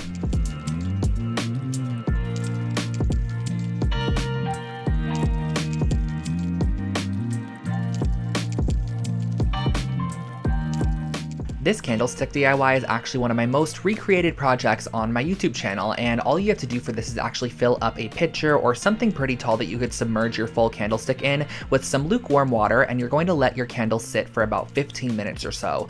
Once they come out of that water, they're actually extremely malleable. They almost are like a wet noodle in a sense that you have a little bit of time to shape them however you would like to. So it's really fun to be able to create these very organic and abstract shapes with your taper candles, and it just makes them a little bit more interesting. You can even go in with a rolling pin like I did with this one, flatten down the wax a little bit, it's not sticky at all, and then go in and twist it to create a funky twisted candle. So there are a ton of different alterations that you could do for this particular project. I also went ahead and kind of created this looped candle. And lastly, I used 2 purple candles to kind of create this standing, it's called a duo candle, where basically the bottom base is kind of twisted and then it has this really cool kind of double-sided candle, I guess you could say. So I went ahead and I tried to melt them together, but it honestly didn't work. I ended up just kind of gluing them together with some hot glue and finishing it off with a little bit of wax. And that is how I finished off all of these really cute abstract taper candles.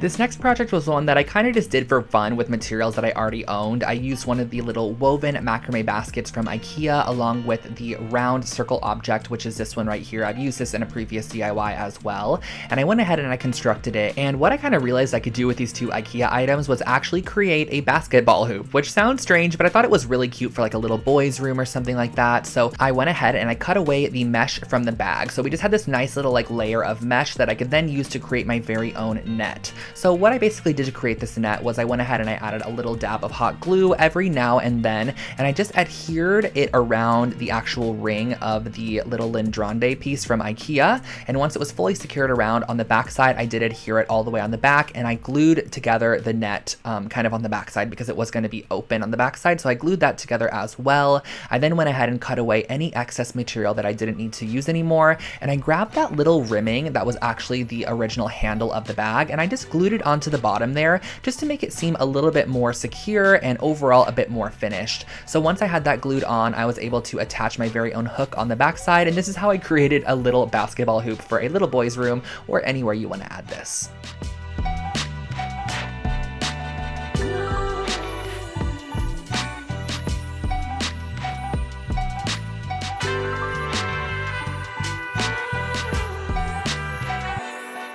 Now this next project was a super cute idea, and I'm going to share with you guys how I would probably do it a little bit differently. So I started off with this plate holder from IKEA, and I cut one side off of the plate holder so that I had the little middle stick sections attached to one side still. So as you can see, this is the piece that I'm going to be using.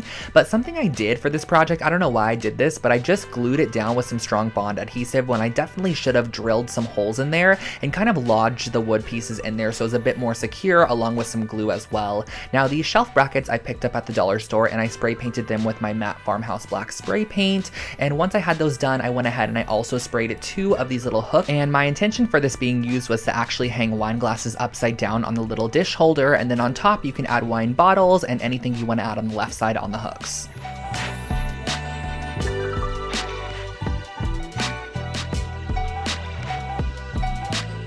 This is another project that I actually created a couple of years back, but it is still so cute. I wanted to share it with you guys once again. So I found this cotton-filled cording. It was a very weird kind of like cotton-filled fiber mesh strand. I don't exactly know what it was, but it made for a perfect base for any coaster. So I kind of spiraled it up into these coaster shapes, and then I wanted to add a little bit of detail with a needle and thread. So I grabbed these tiny little copper seed beads and I strung them on my needle and thread, kind of just transferring them down and actually gluing them in the divot of our spiral. So I just glued these all the way around in our spiral. This was inspired by an Anthropology coaster set that I had seen that cost over $100. I wanted to recreate my own, and that's exactly what I did. For our next project, I started off with this 14-inch round wood mirror, and I'm going to use my chipboard here, and I'm going to be cutting it down to be 12 inches wide, and I actually ended up having to add 2 more inches since it is 14 inches and about 6 inches tall. So I glued and adhered together 2 pieces of chipboard and just added a little bit of additional glue on the back side to make sure it was nice and secured. But essentially this is actually going to be fully wrapped in this yarn material, so there is no reason for it to be like extra strong or anything, as it will be glued down to the mirror once it is done. So all I did for this next process was just literally wrapped the entire piece in this burgundy toned yarn, and I went ahead and I set aside our yarn section, and I grabbed this gold washi tape from my stash, and I'm going to be wrapping this around the entire exterior of the mirror on the front side to almost make it look like there's a welded gold frame on the outside of this mirror. It just adds a little bit more detail in my opinion, so I added that on, and then towards the bottom half I didn't add it because I knew that I was going to be covering it with our little yarn wrapped section here. So that is exactly what I did. I placed down our little yarn wrap section, and then I also went in and added this little wood strip, which I had in my stash, onto the top there. So I cut that off and I adhered it down with some Fabri-Tac adhesive, coated it in that same exact gold finish tape, and then glued it right at the top there, and that finished off our little wall mirror. You can add a hook on the back side if you want to hang it up, just like I did with a little bit of macrame cord, and that finished off this project.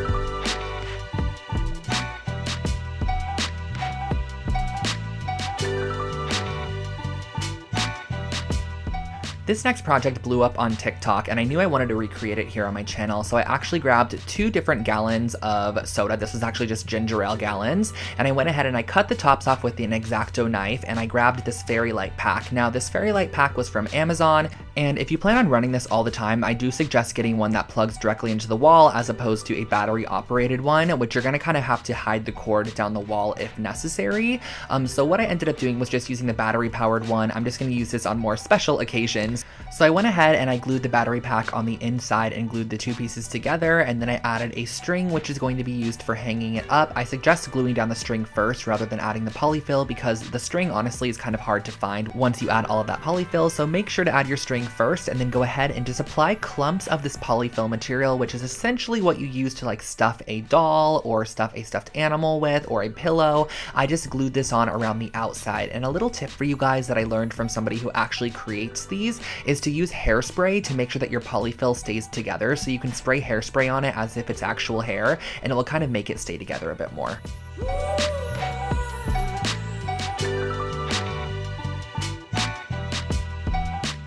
This is a really cute way how to make your very own Polaroid magnets for your fridge or any surface that you can add magnets to. So the first thing that I did was I actually went into my Photoshop application and I found a Polaroid image on Google, and I just duplicated it 8 times, and then I went to Pinterest and found a couple of images and just screenshot them into square shapes, just images that I personally liked. And I also did one of myself just to show you guys the different variations you can go for. I popped the images on the inside of each of the Polaroids there, and I printed it out as shown. And next what you're going to want to do is just cut them out using an X-Acto knife. So I just cut around all of the edges, making sure that each of my little Polaroids was its own image, and just kind of making sure to cleanly cut each of the Polaroid pieces, because we are going to be adding these onto a foam sheet next, which is kind of going to elevate them and just make them a bit more substantial. So I went ahead and I cut down different foam squares for each of our little magnets, and I glued on top of it our printed out piece of paper, and that really finishes off the base of our magnet. Super simple and very, very easy.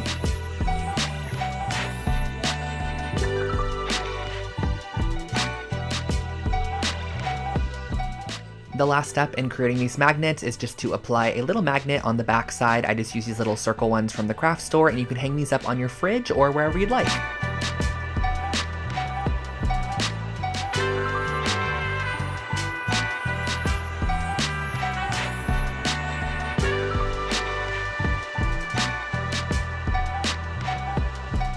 Here is another anthropology-inspired project that I saw online. It was about $60 to $100 per piece, so I picked up this woven placemat at Target for just under $5 and used a little bit of macrame cord, and I cut them into 6-inch strips and used a crochet hook to weave them on the outside of the entire ring of this placemat. This is just a very repetitive process of looping through our macrame cording around the entire exterior of this piece, trimming it once you're completely done, and then what you're going to actually do is unravel the entire strand of macrame cording. It's kind of like a rope, so it is pretty easy to go in there and kind of unravel it a little bit, and then you get the individual fibers, which I used a little pair of tweezers to just kind of brush out. And once you're completely done with that, you can again spray some hairspray on these if you want them to stand up a little bit more straight, add a loop on the back side to hang it on the wall, and that finishes off this wall decor.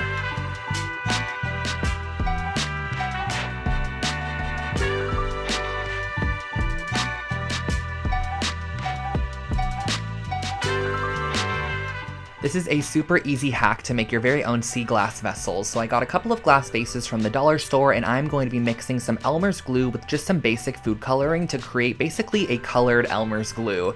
And all you have to do from here on out is actually just paint this on the exterior of your glass vessel, and once it dries down, it's going to end up being such a pretty matte color. So I ended up applying just a decent amount of glue and then adding in a couple drops of food coloring. Do keep in mind that it's going to be pretty translucent, but once it dries eyes, you're really going to be able to see that color. For this first one here, I just did a nice minty green shade, and for our second one, I added some more Elmer's glue into a Dixie cup, and I just went ahead and I did a blue sea glass, which I love the way that this one turned out. I went ahead and I applied a nice coat on the outside of our vessel, and then you're just gonna let them dry, and once they are dry, they look super cute like this.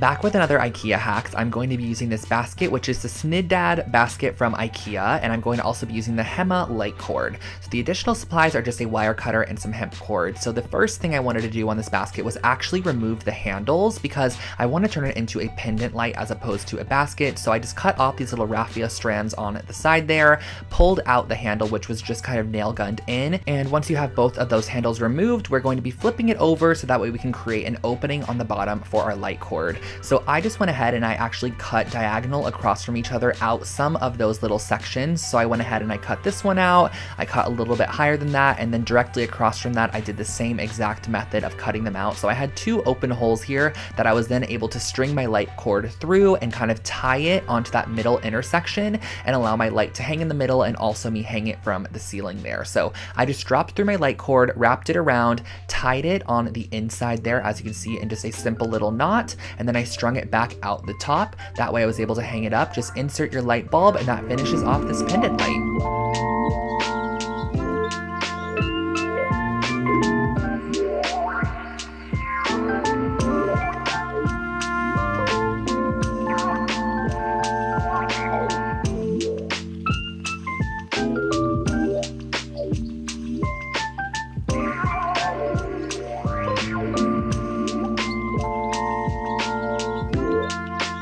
When it comes to shelf styling, I love these kind of geometric brass or just metal objects. I think they're so much fun. So I ended up creating my very own using these wind twisters from the dollar store. This is what they look like originally. They are so ugly, but I actually glued a couple of them together to start, and I used a wooden dowel as kind of the base for our little structure. So I'm going to be sticking that through, applying some hot glue, and just hot gluing down our wind twister onto it.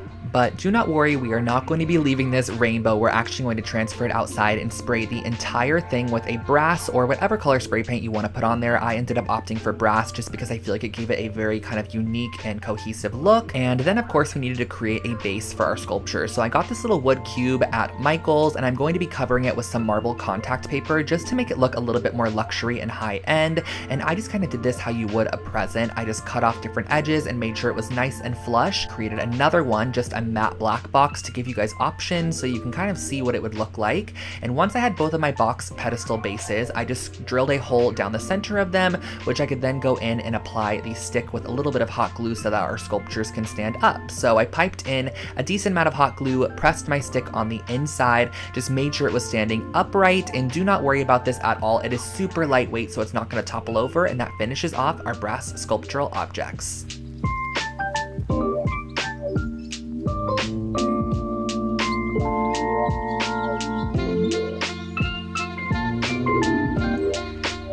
If you're into geometric shapes and 3D art, this one is perfect for you. So I basically went ahead and I grabbed these little wooden dowels here that I got at Michael's, and I'm going to be creating some pyramids out of these. So I actually, again, work on parchment paper for these kinds of projects. That way I can easily peel them off once I am done. So I believe that I ended up creating about 7 of these pyramid shapes, and I'm going to be painting 3 of them pink because we are also going to be going onto our canvas and taping off a diagonal section, which we are also going to be painting that same exact pink color. So on the smaller side, we're going to be painting the pink side and adding 3 of our little pyramids that we also painted pink onto that side. On the opposite side, we're going to be adding just our wood pyramids just opposite that, and that really finishes off this art piece. It's super simple, but also very fun.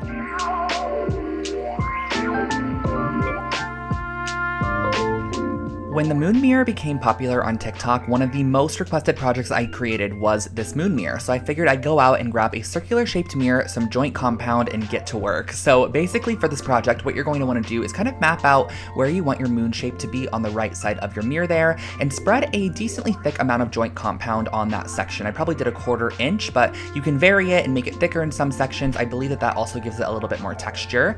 And next, what you could see me doing is actually going in with a sea sponge, and I'm going to go ahead and just create some some nice texture throughout the area. And lastly, you're going to want to go in with a squirt bottle and just spray vigorously in spots to create craters in your moon. I used some paper towels to just absorb any excess water and went back in with my spatula just to smooth out some sections and add some more joint compound to other sections to kind of create an elevated look. You're going to want to let this dry overnight, and as the joint compound dries, it actually cracks a little bit, which I think gives even more texture and dimension to the moon shape. So what I'm going to be doing next is mixing up a little bit of brown acrylic paint with some white to create kind of an off-whitish color, which I'm going to go ahead and paint my entire moon shape with just to give it a full coat of one solid color. And then I'm also going back in with a little bit of diluted brown and just some other whites and spray paints, whatever I want to add in here just to kind of add texture, and that finishes off your moon mirror.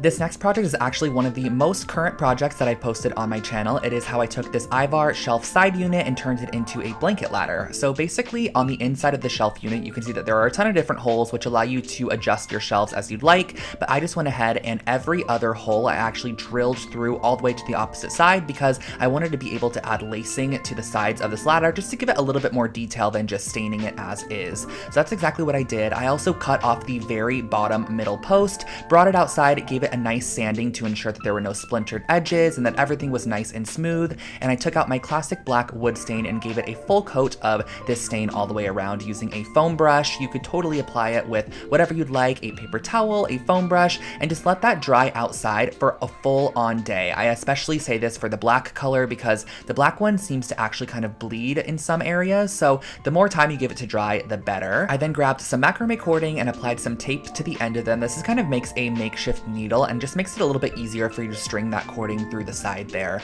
Now, all I did on either side was just create X's on both the outside and the inside, crossing over my macrame cord as I worked my way down to the bottom, and I just really like the way that this added a nice little detail to the side. I think it would also be really cute with some leather cording, and that finishes off your blanket ladder.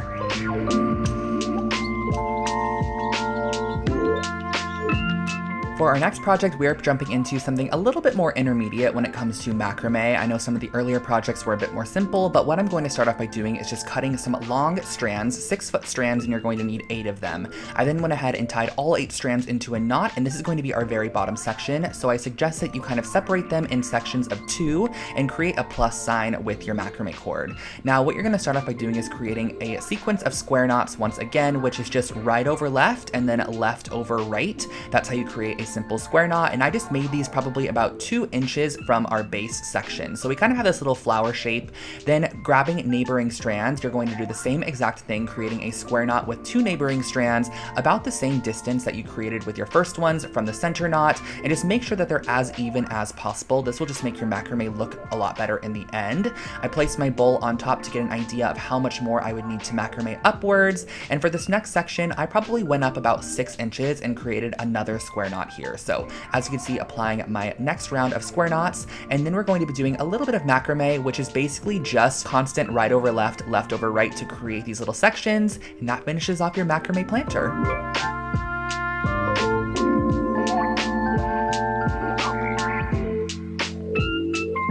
Now this project was a really fun texture that I kind of recreated using some of this lightweight spackle from the dollar store. I also used this glass vessel as well, also from the dollar store. But basically I scooped out this spackling material and it almost has this like moon sand kind of a feeling to it. It feels almost like clay, but it's not too wet, but it's also dry. It just has a very odd texture. So I figured, why don't I try going ahead and applying this to the entire exterior of one of these glass vases and creating almost like a stone finish vase. And this piece only cost me around $3 to create. I used 2 full canisters of that spackling mixture. I also went ahead and applied it on the inside top rim. Once it dries down, it looks like this.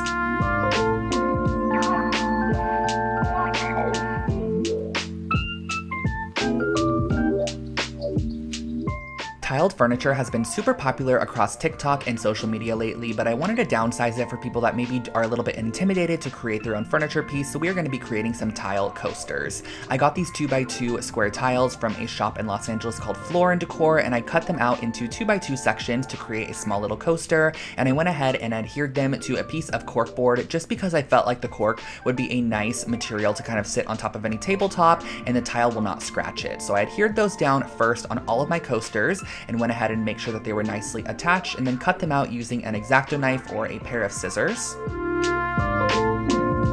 I brought out some acrylic paint just to see how this would work on top of the tiles, and I can tell you guys it worked perfectly. All I did was 2 to 3 even coats of this acrylic paint on top of the tiles and also on the sides there. So this is my second coat that I'm applying on, using my heat tool to dry it down. And then what I actually did was went in with a Mod Podge hard coat and did 2 full coats of this hard coat across the entire top and sides of our coaster. This makes it water and weather resistant. And then I brought out my grout, which I've used in a lot of different projects that I've done tiling in the past. This is just a nice warm gray grout, so I applied it with my finger into the grout lines, just kind of evenly dispersing it, wiping away any of the excess. And then what I did in the end was I actually used a little bit of caulking and I just applied it to the sides to give it a nice clean finish, and that finishes off these coasters.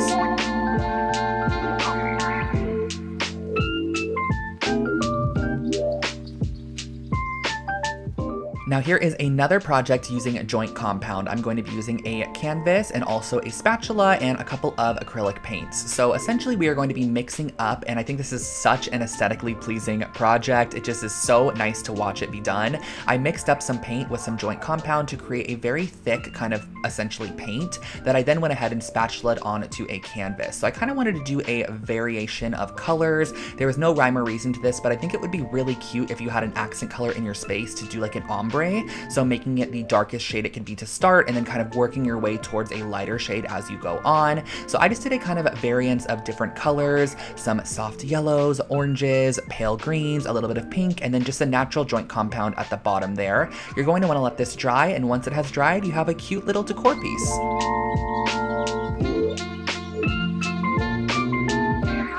I think this next project is one of my favorite pillow DIYs that I've done on this channel. I think it just turned out so cute. I basically ended up using some of this wool roving yarn and cutting them into 3 strip sections because I'm going to be ending up braiding them and turning them into little pieces that we're going to be decorating on top of the pillow. So I started off by tying a knot and leaving just a little bit of a tail on there because we're actually going to be using that as a tassel in the future. And I'm just going ahead and doing a simple braid down this entire section here. Now you're going to need 6 pieces that are 14 inches braided length, and then you're going to need 2 sections that are 4-foot braided length. So once you have all of your strands created here, you're going to go ahead and start decorating your pillow. I'm going to be using Fabri-Tac adhesive, which is a fabric glue that works really great, and kind of following this pillow that I found on Wayfair, but it was $120, and I was like, we can easily create this for way less. I think this project ended up costing around $15 to create, and I used my Fabri-Tac to adhere down my little strips along the front of the pillow. Once I reached the end as well, I went ahead and I just tied them in a knot. That way I kind of had a little bit of a tassel hanging off the side of the pillow. And as you can see here, I'm cutting those tassel edges, and that really finishes off this pillow. It turned out so freaking cute in the end, and I think this is a really fun project.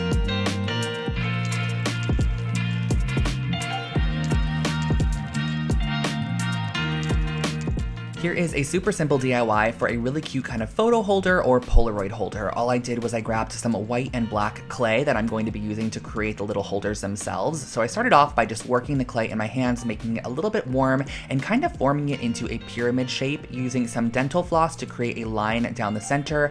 That little dental floss line that we created is going to be able to hold your photo. You can kind of slip it in that line once it is baked. I also went ahead and used some black clay because I wanted to create almost a marbled looking one. So I mixed together a little bit of black, or I guess a lot of black, and a little bit of white to create more of a black based marble pattern. So I twisted it up, kind of molded it into the shape that I wanted it to be in, used my dental floss to again cut a line and just create the nice edges on that pyramid shape there, popped them on a cookie sheet and just baked them in the oven for about 20 minutes, I would say. And then once they came out, you can add any additional details you would like on there as well. So I went ahead and wrapped one of them with some washi tape and used a little bit of my brass gilding paint to go ahead and paint the top of it as brass. Allow that paint to dry, and you can slip your photos or Polaroids in these and store them on a desk or shelf.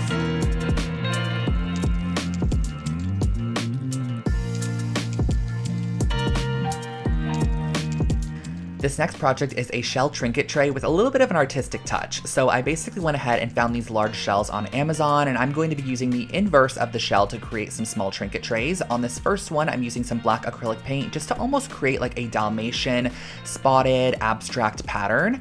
On the second one that I'm doing here, this one's going to be a little bit more funky. I'm kind of following a retro modern pattern and using some pastel tones to map out the pattern on the inside. I'm just doing some horseshoe shapes, kind of some fish shapes, some rings, some lines, some clouds, whatever you have, you can just create them as you would like to. I also went ahead and kind of created this pink ombre shell, and then you're going to want to seal the entire piece, that way it's nice and finished off. So I'm using the same Mod Podge hard coat I used on those tile coasters, going in and just painting the hard coat on the top. I suggest doing 2 full coats of this. Once you have it dried down, you have your finished off little shell trinket trays.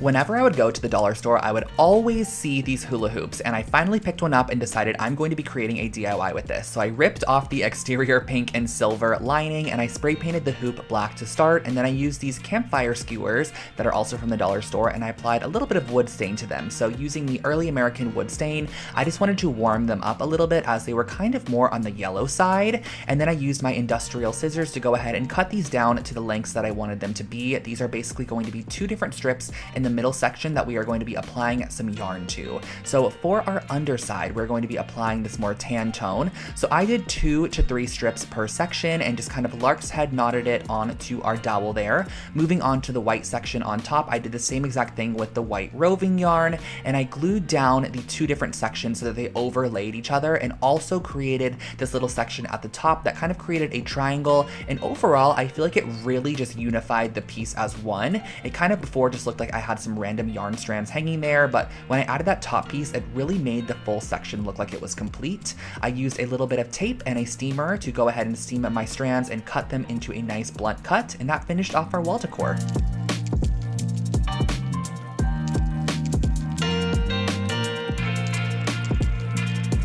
I absolutely loved the way this wall decor piece turned out. It was so freaking cute. So I went ahead and started off by taking this little balsa wood piece that I got at the craft store, and I cut it into a 2-foot long section. So using my saw, I cut that down, and then I went ahead and I cut a ton of pieces of macrame cording at the same exact length. I believe for this project, I cut them to about 4-foot long sections, but you can totally alter it as you would like to. And using some hot glue, I went ahead and started placing down my strips. Now you're going to want to figure out how many strips you want to have in your first section, because we are then going to be transferring them over to the opposite side and gluing them down. So you're firstly going to want to figure out how long that section of macrame glued down is. It was about 10 inches, so I measured in 10 inches on the opposite side, so I knew where to start gluing down, because you're going to want to basically start with your first strand that you glued down, glue that first strand down to your 10-inch marked section on the opposite side, and continue along. Once you have them all glued down, you can actually bring this over to a dye bath and give it a nice dip dye. So I started off with a light color, kind of dipping it all the way in, adding a bit more dye, dipping it partial way in, adding a little bit more dye, and then dipping it a little bit of the way in. And then once you are fully finished with this piece, you can let it dry, and that finishes off your ombre macrame wall decor.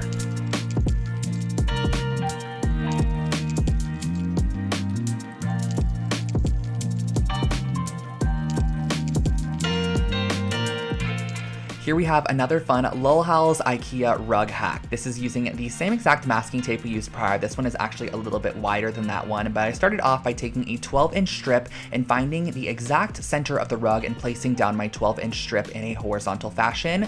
Once you have your 12-inch strip placed down, everything else just kind of comes from there. You're going to want to go ahead and place down your tape as shown here. Now, I just went ahead and made sure that every section that did not have tape was exactly 2 knots wide. That way, when we sprayed our black on there, there was more of the actual natural part of the rug as opposed to the black there. I wanted the black to be a little bit more just like not as present as the natural jute itself. So I went outside, sprayed it with some black spray paint so that way all those sections were covered, brought it back inside once it was dried, and pulled off all that tape to reveal your brand new rug pattern. This one ended up being a really cool kind of abstract geometric rug, and I love the way that it turned out.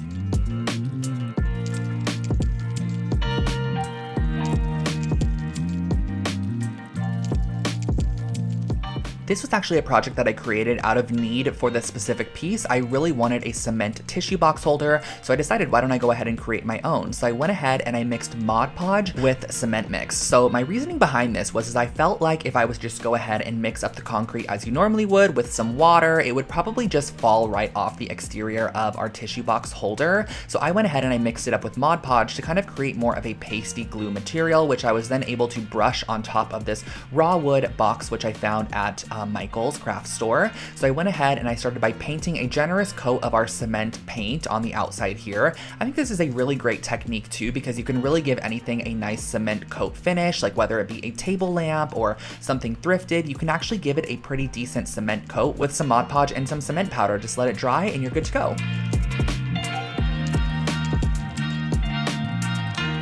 Wow, you guys, we have made it to project 90, and this one is a really, really cute one. I ended up getting this bubble mold off of Amazon. It is basically a bubble candle mold, and I went ahead and I started off by piercing a hole in the bottom middle using an embroidery needle. That way I was able to string a wick through this area because I'm going to be melting down some of this soy wax in a double boiler method where you basically take a pot, fill it halfway up with water, and then put your wax inside of a vessel that is glass or whatever material you have. You're going to place this in the inside of the pot and melt it down as you go. So just kind of melting it down slowly and gradually until you have all of the wax melted. And I also knew that I wanted to add color to this candle. So I started off with the brown kind of oversaturated wax pellets. I found these on Amazon. They are basically just meant for coloring your wax candles. So I went ahead and I dropped a couple drops of the brown in there. And then it was time to go ahead and pour the wax into our mold. So as you can see here, I kind of created my very own mold holder with a paper cup. However, I do not suggest this because the weight of the wax inside of here actually ended up indenting the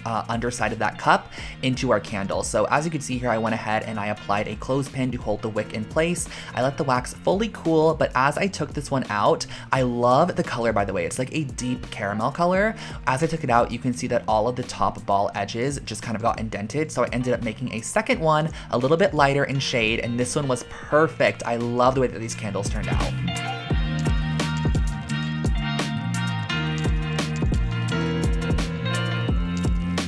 This next project is one that you might not believe is a dollar store based project, but it really is. I got this outdoor wooden picket fence from the dollar store. It was $1.99, and then I went ahead and I used my jigsaw to cut off all of the kind of pieces that were sticking off of the middle section, so you're ending up with a piece that looks like this. I then went ahead and grabbed some sandpaper just to sand down any of those cut edges to ensure they were nice and smooth, and I brought out once again my classic black Varathane wood stain to give this an entire coat of this classic black stain. Now, the thing I liked about this piece in particular is I think it had a finish on it, so it kind of didn't soak in some of the stain, but it allowed you to see some of that wood grain a little bit better, which I loved. So I soaked this piece of raffia cane material in water for about 20 minutes, and then I cut it down to the width of our piece. I'm going to be stapling this to the back side so that you can actually see that woven cane through the little openings on the front side. So using a staple gun, I stapled all the way across the bottom there. I then pulled it taut and stapled across the sides and across all the little middle posts as well. And then on the front side of this piece, I went ahead and I used a drill with a really small drill bit to create a pilot hole for all of our little hooks to go into. I thought this would be such a cute jewelry holder in your bedroom. I feel like it looks super elevated, or even a key holder by your front door. So once you're finished screwing in those hooks, you can just go ahead and hang this wherever you'd like to use it, and that finishes off this project.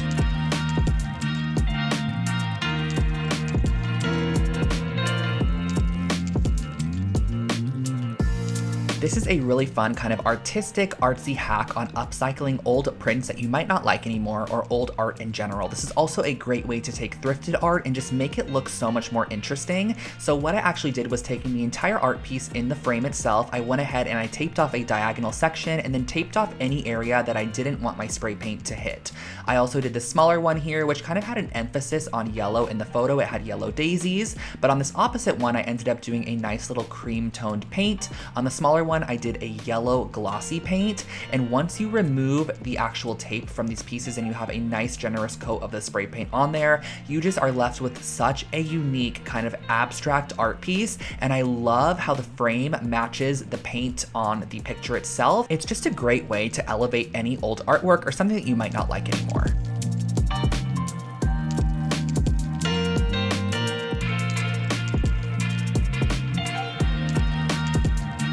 For our next project, I wanted to share with you guys how to make some really cute cement or concrete planters. So I started off with some of this cement mix. Now this is not the cement mix I currently use. This one has so many large rocks in it. I actually suggest getting the pre-sifted cement mix that comes in the tub from Lowe's or Home Depot. And what I ended up doing was just mixing this with water and turning it into the consistency that I want it to be, and then pouring it into a foam cup, which is going to be the mold for our planter. Now pressing inside of that foam cup, I am applying a little kind of solo shot glass, which you're going to want to weigh down with a couple of rocks or heavy stones. That way it sits in the middle of your cup and allows it to dry, and this is going to be the mold base for your piece. So once it has fully dried, you could remove that inner solo cup. You have your little place that you're now going to put your plant inside of, and you can also cut away the foam cup from the exterior. I can definitely say that foam cups really create a beautiful mold for any project. It's very, very smooth in the end, and I like the finish that it gives. So sanding that top rim just to kind of give it a finished off look. You could then go in with a little bit of paint to add a detail, or just leave it as is. So on the side here, I used my silver gilding paint, and I just painted the side of this silver, making sure I had a nice straight line with my tape. You can also do it horizontally or vertically, but once you have them all taped off, these are your finished concrete planters.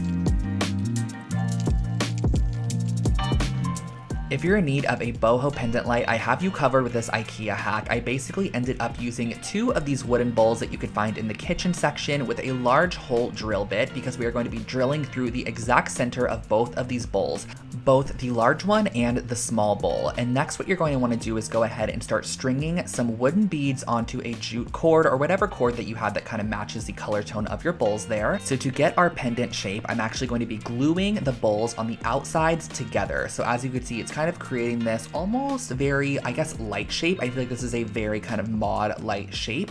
And around the center section where we added the glue, I'm going to be tying on our wooden beads. That's kind of going to add our boho element to this piece. Now for our light cord, I picked up a basic light cord from IKEA, and I ended up wrapping the entire cord with our jute rope. That way it just matched the aesthetic of our pendant light to start. You're going to go ahead and glue this directly down in the center, applying a generous amount of Gorilla Hot glue. You're just going to want something very industrial strength. That way you can press this down in the center. Now on the underside, you're going to want to also apply on this piece, which kind of just finishes it off and makes it look a little bit more finished. And then pop your bulb in and you are good to go.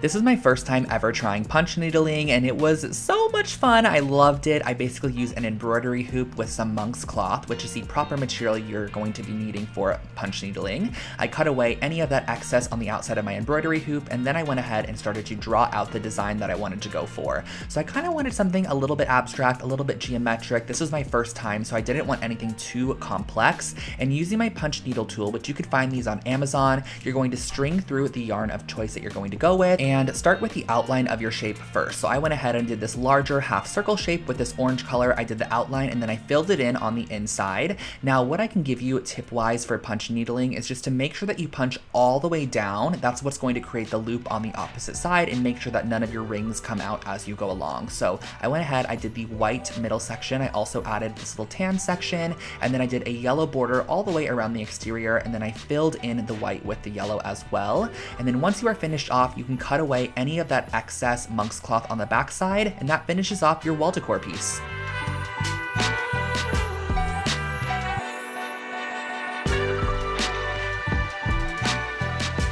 This next project is another super old project on my channel, one of the first DIYs that I ever created, and I wanted to create a little leaning ladder that kind of allowed you to display some of your decor or whatever you wanted to place on here. So I went to the hardware store and I got some wood cut down to the sizes featured in that first frame there, and basically I brought this outside and used nails to nail it together. Now if I was to be recreating this project currently, I would 1000% probably be using either wood glue and some screws, or just screws. I don't suggest using nails for this project, but that is how I went ahead and did it. I just went ahead and I nailed directly through the shelves on my piece along with the side there.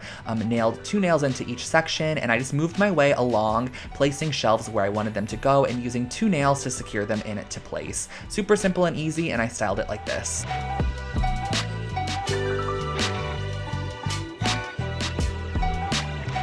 Neon signs are super funky and fun in home decor, however they can be pretty expensive if you need one custom made. So I wanted to share with you guys how to kind of create your very own makeshift neon sign, which I think would be a great Christmas gift for someone or birthday present or just piece for your own bedroom.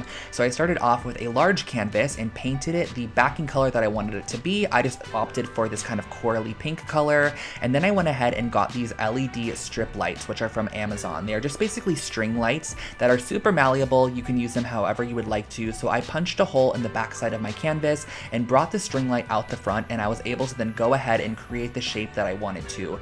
Now, I suggest going ahead and tracing out the design you want to go with first. That way you can go ahead and just use super glue to adhere it down. And I do suggest using super glue. It holds down the LED strip in literally a matter of 1 second. And once you finish off a desired section like the word hello, you can actually pull your light strip through the back side and then have it come up through a new section if you do want more LED on the front side. So I created a little border on the bottom, and I used a little bit of my pink paint just to go in and kind of cover up any of those super glue remnants because they are a little bit glossy. I taped my battery pack on the back side, and that finishes off your DIY LED sign.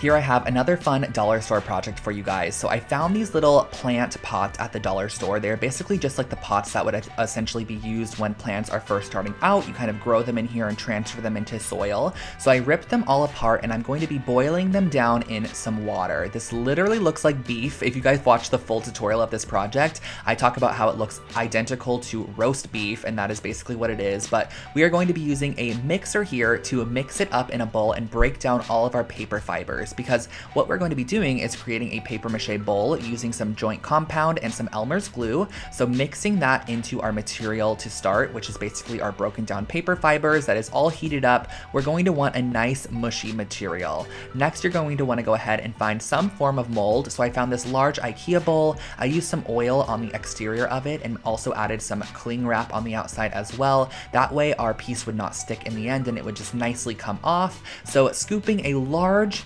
dollop of our roast beef material on top, but it's really paper mache. You're going to press this on the exterior, let it dry in a place for 4 to 5 days. Now, I suggest if you want to create this project, going back and watching the full tutorial, which I'll link it below for you guys. I just went ahead and I painted this with a little bit of cream paint, some black paint. I also added some wood stain to kind of give it a vintage look, and that finished off this bowl.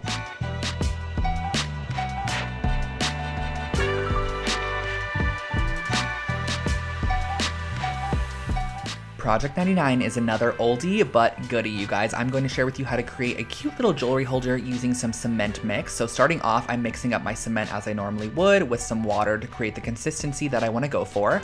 I am then going to be pouring this about 3 inches deep into an oatmeal container. You can really use whatever you want for this project, but I found the oatmeal container worked perfectly. And as you can see, the next step is I'm going to be placing in a paper mache cone, which I'm going to press down into my cement mixture. That way, once it fully dries, it's kind of sealed on the inside of the cement and you can pull it away, and you're going to have your paper mache cone just stuck down in the middle there. Using a little bit of sandpaper, I went ahead and sanded down the edges to make sure that they were nice and clean. But this is how I created a really cute like bracelet or ring holder for your bedroom.